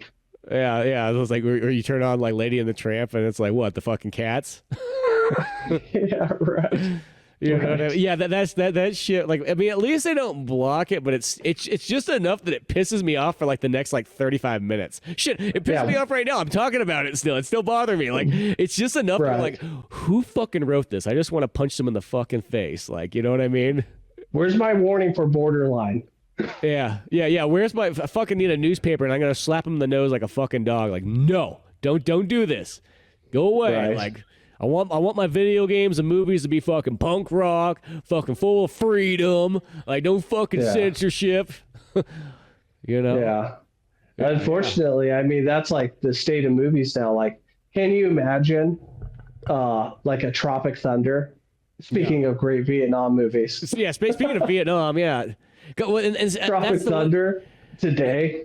Because like when I think of that Tropic Thunder era, I'm gonna say that like that was like the last like really like grand era. Comedy movie, like fantastic comedy films. That and fantastic violence. That was the other thing too, because I remember like it was Rambo 4. That was the movie. Speaking of somewhat like Vietnam, but is Rambo 4 the one where he goes back to like Laos? Yes. It's Rambo. It doesn't have a number. Rambo. It doesn't have a number. I call it Rambo 4 to make sense. But, that's I had to think about it. I was like, did he go back to Vietnam in that one? Or did he go back to Afghanistan? And he was like, I didn't get enough Russian killing. He's like, I need to go back to Afghanistan. But no. Because I remember after that movie, that was like the one where it's like, oh shit, you're just like, the violence was so good in that movie that it felt like every movie past that. Amazing. You were guaranteed good violence in cinemas, because before it used to be like if you need to get really good violence, you almost had to find some like movie that was like a kind of like a B movie or something that didn't really go to mainstream theater. Animated. Yeah, animated things like that, or director's cut type things. But that was like the ones like, oh shit, there. And then I remember Tropic Thunder. That was like the first way I kind of explained that movie. I'm like, picture the violence of Rambo 4. But then throw in comedy, and that's what that movie is. Like you're getting so much, and fucking Punisher, Warzone. That's another example of like a movie full of great violence, and just there's like a slight window. It goes to about like maybe 2012, 2013, and then it starts to peter out where movies get real soft all of a sudden, and then they stayed soft for like a decade. Not saying there's always one that slips through the cracks here and there, but and not saying it's a different kind of violence though, like. When you speak of the violence of Rambo, he literally blows people away with a 50 cal machine gun, where all that's left is like their torso and guts. Yeah, exactly. They literally explode, like heads exploding in slow mo as he shoots through the game, like. Well, there's like that part too where like they send all like the prisoner people or whatever. And they're just like they run across that rice paddy field, and there's like fucking landmines and shit in there, and they're blowing up. And it's just like, well, whoever makes it to the end, right. Yeah, that doesn't happen anymore. No, it's like maybe like Hacksaw Ridge was pretty violent. Yeah, that's like one of the ones I'll say that kind of slips through the cracks, But it's hard to pull any out. Mel Gibson even got I remember he got kind of shunned in his own trailers though, because I remember it did that thing where it said like, it says a Mel Gibson film. It said from the director who brought you Braveheart and Passion of the Christ or whatever. It's like you can't even say his fucking name because that was at the point where they were like blocking Mel Gibson. It's such a silly time. Have you seen the latest thing with Mel Gibson to where like some actors have come out and be like, Mel Gibson has been shunned by Hollywood long enough. It's time to let him back in. That's good. I'm glad someone's doing that. There's been a couple actors who have said that. I can't remember who off the top of my head, like big actors. Shit, it'll come to me like once we get off here. I'm praying for it, man. We need some Mel Gibson before he goes. Like, he's old. Yeah, we're gonna lose him one day. Exactly. It does sound like he's having a comeback because he was doing this one like it was sort of like a live podcast or whatever. I don't know. So it's more like an interview, I guess, or whatever. Like it seemed like everybody was just really like it seemed like it was just like, hey, it's old school Mel Gibson. Like, let's talk about everything we love about your movies and so on like that. And the audience was fucking cheering and shit. And I was like, okay, he's come back around. And he was even talking about, he's like, yeah, we're thinking about doing Lethal Weapon 5 and everything like that. So it's like, oh, I have seen that. Yes. So it's because it was like the head writer died. Well, Richard Donner passed away, who was the writer director. Okay, yeah, and like I guess like one of his last things he told Mel Gibson was, "You gotta make another Lethal Weapon. The world needs it," or something like that. Yep. Dude. So I'm 100% down. Danny Glover, Mel Gibson coming back together. Like that would be the perfect like old guys kicking ass because that's like Joe Pesci, Chris Rock. Bring them all back. Everybody from the last one. Let's go. Well, did Jet Li die in the other one? I can't remember. Yeah, Jet Li's dead. That's true. Yeah, I forgot. He was the bad guy. But there's all kinds of ones like that. But it's just like, just do it because I love that genre of, I call it the old guys kicking ass. I felt like it sort of started with like Expendables and just kind of runs from there, Yeah. But yeah, it's one of those ones. Man, well, dude, he doesn't miss even like the lower budget movies that basically no one has seen, like The Beaver, Bloodfather, good. Hurricane Heist. He's in Edge of Darkness. Is it? It's like it's like Hurricane Heist or some shit. I'll send it to you. Well, Hurricane Heist was that one. I saw that members of the trailer for it. That was like that one that was kind of made like a disaster movie, but then it was a heist movie, and it kind of looked like it was almost a. He's in some heist movie that's really stupid, but it's Mel Gibson and he's great in it. Well, and one of the best Christmas movies that I've fucking ever seen is that Fat Man one where Mel Gibson plays Santa. Oh yeah, have you seen that? Yes. Dude, yes. That's that one. I always tell everybody about that movie. I'm like, dude, this movie is so fucking Of course good. I've seen it. Has Mel Gibson, has Walton Goggins in it? Yes. It's just like, it's phenomenal. The concept's amazing. It's just like some like little bitch kid like gets some rich asshole. Yeah, he gets coal in his stocking and he's so pissed, so he decides because he can afford it to put a hit on Santa, and Walter Goggins is the hitman going after Santa, played by Mel Gibson. And I love how Mel Gibson's he's like a blue collar Santa Claus, so he's running at like a factory that's having a hard time staying like in business. They just don't believe in me no more, Mrs. Claus. Yeah, like it's like that movie was so good. I was like, he's out there chopping wood and shit. Yeah, exactly. It was just so. Yeah, it's one of those, I try to tell people that every single time. Like when people ask for Christmas movie, I'm like, that's probably the best Christmas movie I've ever seen, almost. Yeah, I made my dad watch The Bloodfather, and he was like, "How have I not heard of this movie?" And I was like, "Well, it's after he was canceled, so of course you're not going to hear it." Yeah, that was like one of his first ones where it was like, oh, it didn't go to theaters. Because I think the last one I remember going to theaters was the Gringo one. Get the Gringo? Yeah, Get the Gringo, which is a good one too. But I think that was the last big movie that was the last time he started a movie in theaters. Of course, he'll be the bad guy in certain films, or there's the one that I felt like is fucking the Daddy's Home 2 or whatever. Oh, dude, amazing. Where he played that movie. I remember that second one was like, I laughed. I was like crying, laughing in the theater. I was like, dude, like this combo is too good. John Lithgow and Mel Gibson as the fucking like older dads. Yeah. Like that was just perfect. Right. Perfect casting. Yeah, that movie was something special, And then you top it off. You got Will Ferrell and then fucking Marky Mark and the Funky Bunch. Like, how Yeah, not dude. sold? John Cena makes a cameo. Yep. Oh, guys. Yeah, it's just got everything you could want. But Well, yeah. It just goes down to it. Mel Gibson's undeniable. Anything he's in is, you're getting the highest level of that art form when he's there. Like, and there's like few actors that can really do that. Yeah. At the same level he does. Because it's not like he's like a crazy, character actor. He's not a Daniel Day-Lewis. He's Mel Gibson, and he's like a version of Mel Gibson in every film. But he's brilliant every single time. Fucking good, yeah. It was like there was one I was watching back not too long ago, which was Mutiny and the Bounty. Him in that one with young Mel Gibson. Yeah, young Mel Gibson, and then Anthony Hopkins is in there, and I watched Gallipoli not that long ago, so I was on a young Mel Gibson watch too. Yeah, me and Dunnigan, we did that on the podcast a long while ago. That's a hard film to watch all the way through sometimes. Like, yeah, it's a little boring at times. Yeah, it's not the greatest one, but let's be honest, Mel Gibson isn't the main character technically in it, anyways. He's kind of like the But still, it's cool to see a real young Mel Gibson in there. Like, I think it's also just a build up to a really sad moment. Yeah, exactly. That's the whole movie. That's what it is. That Australian section of the war and whatnot. But yeah, I hope the resurgence of Mel Gibson just comes and all will be well, because you know what, that we just need that. Like, you can't shun an actor as good as him, or a director too as well. You know what I mean? Like, yeah, that's like the one. Yeah, like, dude, fucking Braveheart, fucking Hacksaw Ridge, even Passion of the Christ. You know what I mean? It's not that's a great movie, but it's still a really good one. Yeah, yeah. Who is that? Jim Caviezel? It's like, it's not my favorite Jesus movie. I got my collection of Jesus films. I don't know. King of Kings is a pretty good fucking Jesus movie from like the 60s. I don't think I've ever seen that.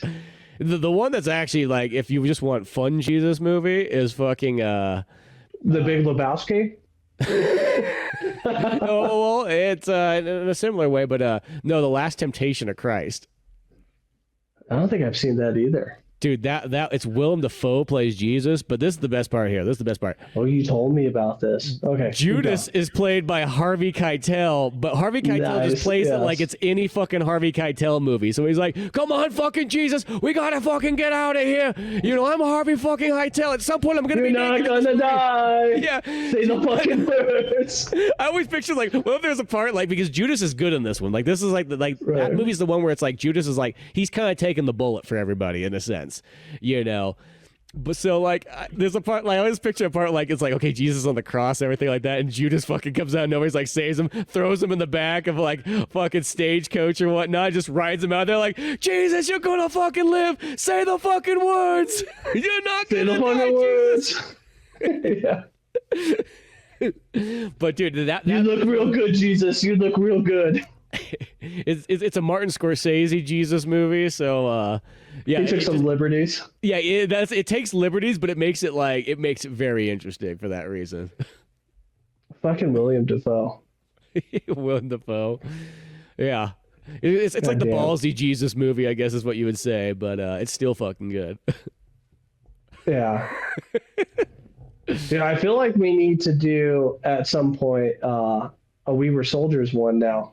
I think the We Were Soldiers one, I'm 100% down for that, because that one or some other Mel Gibson. Like, how long did we just talk about Mel Gibson? Yeah, that was for like 20 minutes of Mel. It was like a Red Dawn podcast and 20 minutes of fucking Mel Gibson like love. Hey, let's talk about someone that was not in this film. That's okay. At least it's not like last time we were like talking. Well, Lethal Weapon was brought up, and then it was a confusing Death Wish Lethal Weapon combined. I know. But oh shit. But yeah, well, whatever. No matter what, we should do a Mel Gibson at some point. But yeah, Red Dawn is one of those movies that's just, I think that movie's pure perfect. There's nothing that I dislike about it. Like, I think every time I watch it, I only like it even more. You know, Right. you're sucked in the whole time. I think the fucking story elements are awesome. I love the concept of like, Soviet America battles and whatnot, and just the idea of these kids that are going to run up to the hills and fucking fight them off, no matter what. Well, yeah. Well, and you think of like an American film, right? Like, American cinema, or like just capturing America in a film. You got like what's the one that was filmed in Modesto? Gosh, why is it Graffiti? American Graffiti? Once Upon a Time in New York. Uh, shit. The boxer movie with Marky Mark, or even the Russell Crowe one, Cinderella Man. Cinderella Like, Man. America. What's another like an American trait that you just have synonymous with American film is never giving up, fighting to the last man, standing your ground, every Western ever Yeah, that exactly. America made. Red Dawn captures every single one of those elements. Yep. And it's even better because they're all fucking kids. It's like, Yeah. even you could be a guerrilla fighter. Stand tall, America. The chair is against the wall. The chair is against the wall. Well, it's like there's another movie. It's right around the same, literally like same time period. I think it's literally same year, '84 actually. But it's Iron Eagle. That's it's like the other Top Gun movie, but it technically came out before Top Gun. But that one reminds me a lot, kind of like a Red Dawn sort of style, because it's a bunch of kids that decide they're like fucking patriotic, and they're like, hey, my dad went down overseas, in some fake Middle Eastern country. Like, let's get together. You know what I mean? We're gonna get oh shit, what's his name? Lou Gossett Jr. and we're gonna con him into like joining up and be like, "Hey, dude, it's the American thing to do. We gotta steal this plane, fly over there, rescue Dad, blow some Soviets up, or blow some like Middle Eastern guys up in the process, and save the day American style." Right. We're remaking Uncommon Valor, but we're gonna change it up a bit. Yeah, we're gonna kind of make it kind of like I miss those kind of like it felt like you only got them in the '80s, where you got that. Like the cool patriotism, it was still kind of had a fun flair to it. You could have a bunch of kids, but it felt, you still felt believable enough. You know what I mean? Like you could go along with it. It didn't feel uncanny or something was off, or you're like, well, we're so cynic now. Yeah. Well, that's the thing. Like the fun factor is it kind of went away and it never ever came back in a sense. Right. Well, I mean, that's like it's gonna be weird, when they start making like. Because we have a couple like Afghan and Iraq movies, like American Sniper and shit like that. The one that I can't think of his name. The director of Lock, Stock, Two Smoking Barrels, Guy Ritchie. The Guy Ritchie Afghan movie that he made. Shit. That God, I forgot. But that was only like a year ago or so, or a year and a half. Yeah, I can't remember what it was called, like the Brotherhood or something like that. That's right. Where he goes and saves his interpreter.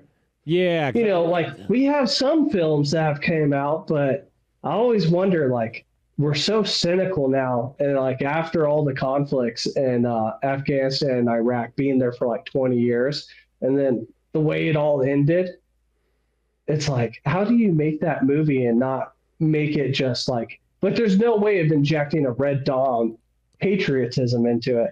Yeah. It's gonna be like a Vietnam movie, but without all the fucking chaos. Yeah, exactly. That's the thing. Is like it's hard to.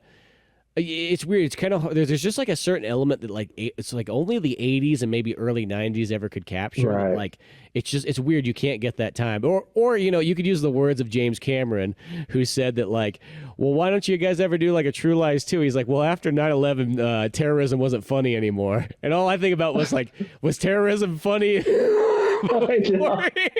was funny the whole other time. Yeah. Well, what the fuck, James Cameron? Yeah. Does that mean Titanic movies aren't funny anymore because people blew up in a fucking sub trying to go there? Oh yeah, who knows? One of those ones.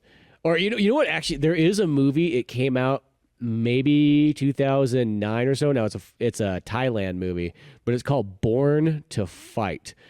Now this movie is the most ridiculous, patriotic movie I've ever. It's patriotic, but Thailand patriotic, and the movie's filled to the brim with fucking stunts and kung fu scenes and so on like that, because it's literally like this little village that pretty much gets invaded by an outside, mafia gang thing, and they're like, well, we're not going to take it anymore, so they fucking stand up and fight for it. But I mean, it gets so fucking patriotic that like there's a part where there's like a dude who's like fucking kicking like a soccer ball and so on like that, and he literally like fucking kicks that like a weapon, and it just creates like havoc and everything. I mean, not like over the top. A fucking soccer ball. Yeah, soccer ball. Like, and he starts kicking like fucking grenades and shit because that's like his skill in life. So he's like deflecting things, and there's this part where this dude's like running with the fucking Thai flag, like it's like looks like the scene straight out. Speaking of Mel Gibson, out of like Patriot, but they got the Thai flag going and everything like that. Dude, I really would like to watch it. I have it on DVD, but it's like I've always wanted to podcast it. But have you ever seen the Wolf Warrior movies? I know the Chinese ones. Yeah, I know. I could picture the cover, but I've never seen them. Yeah, dude, it's straight up Chinese like propaganda films where it's like Chinese special forces, and the bad guy. I think Wolf Warrior 1. The bad guy is Frank Grillo. Okay. And he's like an American Navy SEAL, and they're like, those are the bad guys, and the Chinese spec ops units got to use their kung fu and super, ninja soldiering skills to take out, the American SEAL team. Yeah. Oh man. Well, I just love. I don't care. It's like I just love the idea of just like when people go real hard on their patriotism in their movies. I think it just makes it so fun. It does usually make it more fun. It makes like a super entertaining flick to watch. I like to be depressed every once in a while watching a film, but sometimes I like the ridiculous patriotism that you get in some either period pieces, because that's safe, like Master and Commander. Yeah, I mean, we could be patriotic here. It's been long enough. Yeah. But you don't get that no more. No, you don't. Like even We Were Soldiers, the patriotism's like barely even like a part in there. Yeah. I mean, maybe it kind of is, but it is in a way. But that's I will say that is kind of the era where it's like it's like where they have like the almost like the theme of like the war is hell thing.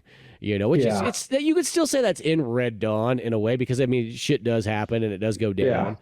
And I feel like you kind of have to have that like generally in any war movie where it does like it's not just it's like The Great Escape. It's like I always used to question the movie. It's like it's called The Great Escape, but like 2 out of like 50 guys make it. I don't know if that's that great of an escape when you really think about it.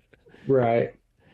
But technically, they don't mention the movie, but like in the real life thing, like what the really important thing of why that was the Great Escape is because that really distracted the Germans by pretty much chasing Steve McQueen all over fucking like the country while D-Day was happening. That was the whole point of that thing. Was it supposed to be? And it's like, why don't they mention it in the movies? I remember reading that like in like on the real thing, and it's like, that's really fucking interesting. Why is I know that would have made the movie cooler.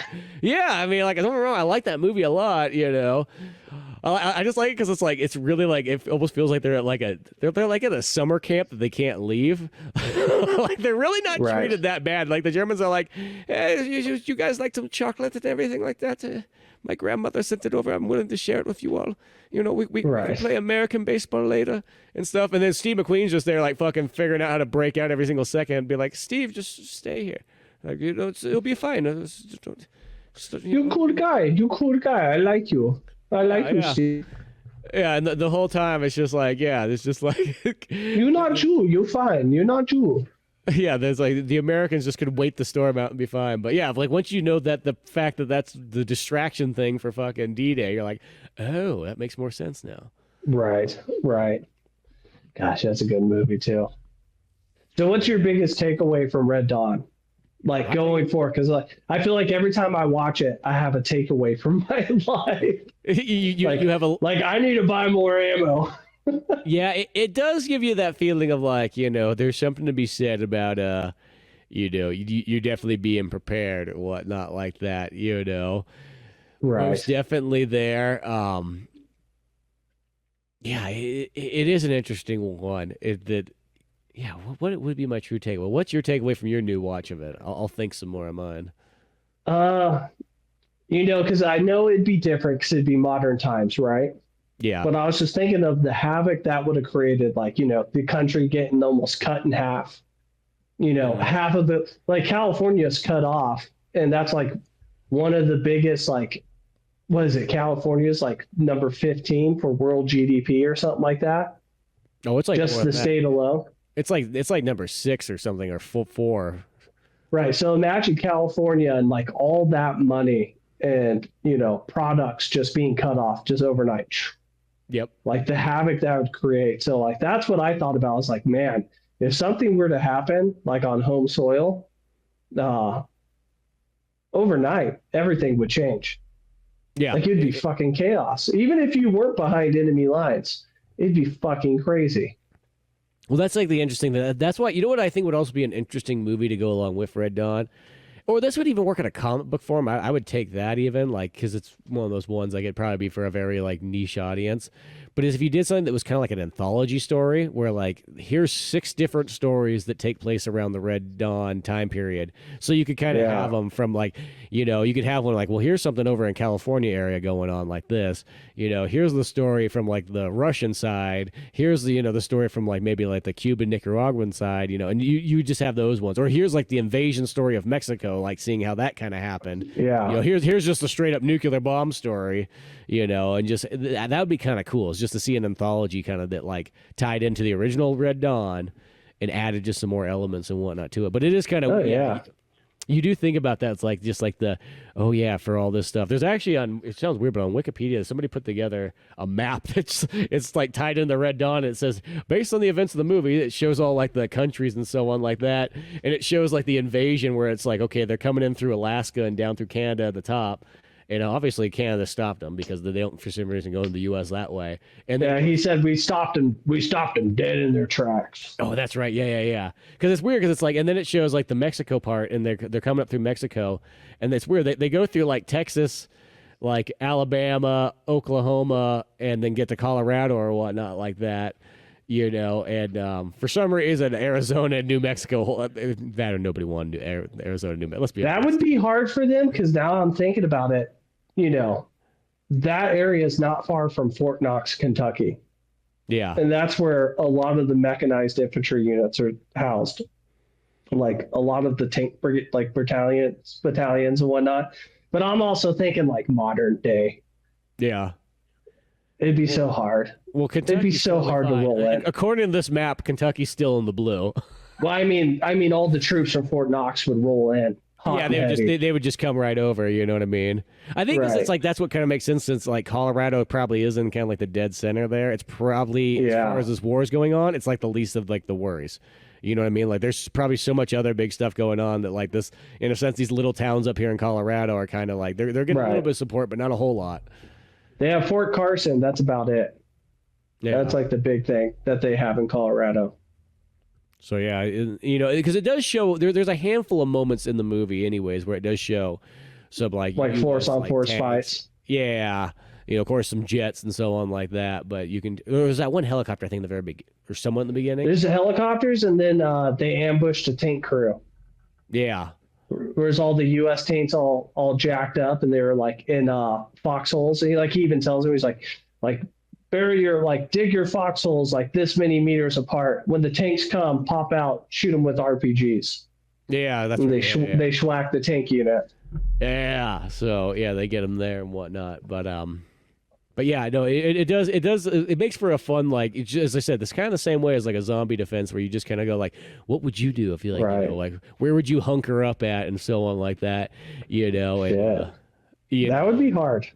Yeah, and nowadays, especially the more technology, you know, the tougher. Well, nowadays it's like there's no escape really. You'd be getting bombed. You'd be getting like drones with shape charges like driving into your face. Exactly, just like slicing you to pieces and whatnot. So what they'll do is just blow you up. Yeah, and just fucking infrared and all kinds of stuff to search through you, so you're not really hiding as well.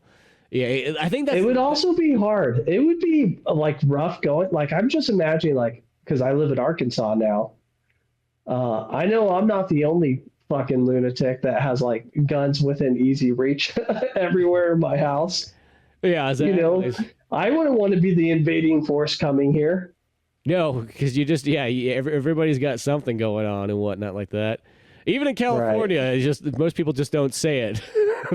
Right. You know, it's like a don't ask, don't tell thing in California. I feel anymore. Yeah, right. Right. Well, what's that line? There's some like I think it was like a Japanese general who said it, where he's like, the problem with fighting America on their home front, there'd be a rifle behind every blade of grass, Yeah, or something like that. it's kind of true. You know, there's very few people that, you know, unless you're like in the dead center of the city, like that's the only place that probably wouldn't be as hard. You know, because most people aren't like storing a bunch of guns in their apartment building. I mean, there's some people. Yeah, there's definitely some. You know. Yeah, you just don't hear about don't them. don't ask, don't tell. Right. Right. But yeah, no, it's a cool one to think about, and you know, it's just yeah. Once again, like it makes for a great concept. It's like I kind of wish that more video games sort of ran with it. I mean, I know that Modern Warfare 2, of course, has a pretty solid one, and then as I said, there's a few other ones that do, but Yeah, big force on force stuff. Yeah, that's like the best example. You know. yeah, and just like that kind of mixed match of like where you got a little bit of stealth kind of action in there and whatnot like that, and that kind of like there's something so much. It's like kind of playing like a Sniper Elite game. I think that's what makes that so much fun, is the fact that like you are just kind of out there. You set fucking traps, you ambush the kind of the guys. You know, you set alarms off and get them distracted and whatnot. Well, it's like I've done night patrols and movements, mount missions in Afghanistan. Yeah, where it doesn't look anything fucking like here. No, I can't imagine like going through like a suburban neighborhood, like hiding behind like a manicured like hedgerow, like skipping past the kiddie pool and like the trampoline. Yeah, exactly. Some fucking random dog comes out and starts chewing on your leg. Right, dude. Taking cover behind like, the merry-go-round at the local park. Yeah, like, trying to weave your way through like a trailer park where there's a bunch of junk just stored behind someone's house and a bunch of shit, bicycles, toilets, and all kinds of stuff. You're like, why don't you just get rid of this? Right, making a tactical pause at the 7-Eleven so we could all get Slurpees. You gotta, you know what I mean? Right, someone's got to eat it. Yeah. So, yeah, there's just so much cool, fun stuff to think about there. But yeah, I think it's one of those ones. If you've never seen Red Dawn, well, boy, I think you've been missing out. But at the same time, I think you're in a very special place, because just watching it for the first time is going to be a magical moment. And sometimes that's almost worth it. There'll be those movies out there that you may have never seen, and then all of a sudden you finally, like, it's been many years, but I finally see it. But it's kind of cool when you find a movie like that and you're like, oh shit. Like it's almost like I get something really special. Like that's the coolest thing if you miss out on something. It's like you can have something where you're like, God, I never knew about this, and this is just so cool. Especially with the actors that are involved in it. Yeah. It's like legendary. Talk about actors. An awesome crew. Yeah. Everybody, you got Patrick Swayze, you got Charlie Sheen, you got Lea Thompson, you got fucking Jennifer Grey, you got C. Thomas Powell, you got fucking whatever Powers. What the fuck's that dude's name again? Powers Booth. Powers Booth. There we go. Yeah, and then John Milius. If you liked Apocalypse Now, if you like Conan the Barbarian, Rough Riders even did. Yeah, there's all sorts of stuff. But yeah, go check phenomenal out Red Dawn. You can watch it on Max right now. I know it's on there. I got that 2-disc special edition DVD as well too. So what did it come with? It has like the. There's a making of, like a 22-minute one, which was that one that I actually sent you. That's the one from the DVD. Yeah. There's like audio commentary. There's a couple other things on there. It's pretty cool stuff. Is it a good audio commentary while the film's playing? Yes, because it's John Milius. And I think there might be one of John Milius. I don't know if there's one that has Charlie Sheen. I wish it almost had one that had Charlie Sheen. That almost sounds kind of amazing in itself. I don't think he's on there, but I know there's a John Milius one on there. Okay. Some of those are hidden gems, man, like the Armageddon. Oh God, commentary that was so good. That's one of the greatest commentaries. That is better than the actual movie. It is, and it's better. I just love how like someone said, "Yeah, sure." What Ben Affleck he's just like talking shit, and they just allow that to go. No, well, I'll actually this way. Realistically, the best special features generally on any movie is a good audio commentary. Realistically, because you'll get, I mean, you're getting an hour and a half to 3 hours of material. That's more than any special feature or anything like that. And, Sometimes it's kind of fun to do is like a lot of times if you throw an audio commentary on, because people have been uploading them on YouTube kind of nicely, you throw them on like it's a podcast. Sometimes I'll just do that. Like a movie that you already kind of know, you put the audio commentary on, just listen to it like that way. It could be kind of fun. Because that was always the only thing about audio commentary, like when you had to watch it on your DVD or Laserdisc or something like that. It was always like, this is cool, but like you need to sit down for another watch of a movie, and you're going to watch it with people talking over it, so then it also looks like you're a crazy person if someone walks in. Right. Well, that's why it's got to be good. That's why it's got to be like Armageddon level good. Yeah. Or like, just Ben Affleck sitting there just being like, why the fuck you get gorillas? We don't need no fucking gorillas here. This is stupid. I just love when he questions Michael Bay on that and everything. Yeah. Michael Bay's just shut the fuck up. I just love my favorite part is this. I just love how they left that in there. It's like I feel that's a perfect example. That's something that probably would never happen again too. Like that's like one of those rare random, and that commentary only comes on one of the special editions too. You can't just get that on any of the Armageddon ones. I think you have to get that Criterion. It's only on DVD, not Blu-ray. But because it's the weirdest thing is they made a Criterion version of Armageddon, but I think that's the one that has the commentary on it. Yeah, Michael Bay was just like, he doesn't even speak words. It's just, special effects every time he opens his mouth. But yeah, as I said, I think on the Red Dawn one, it's got John Milius, so he goes in the detail and all kinds of good stuff. I probably haven't watched. I think I watched that because I remember when I first got that special edition DVD and I think it came out 2007, so I got it probably right around then, maybe a little bit later, 2009 or something like that. I remember I watched the special features, the commentary. I remember it was one of those ones where it's like I made a whole fucking day out of that movie. Yeah, because it's just that good. But yeah. It is. Go check that movie out. You're gonna see something special. You're gonna be prepared. Patrick Swayze is gonna teach you how to be a man. The only way he knows how. The only way he knows how to be a man. That's burying your emotions deep down inside, and don't you ever fucking cry. Yeah. I don't want to see you cry again, boys. That's done. That's over. Just let it turn. Let it turn into rage. Exactly. It's what will keep you warm at night when it's -50 out. Yeah. But till then, go to oldmanorange.com where you can find more podcasts, comic books. I'm Spencer Scott Holmes. And Josh. And we'll see you some other time.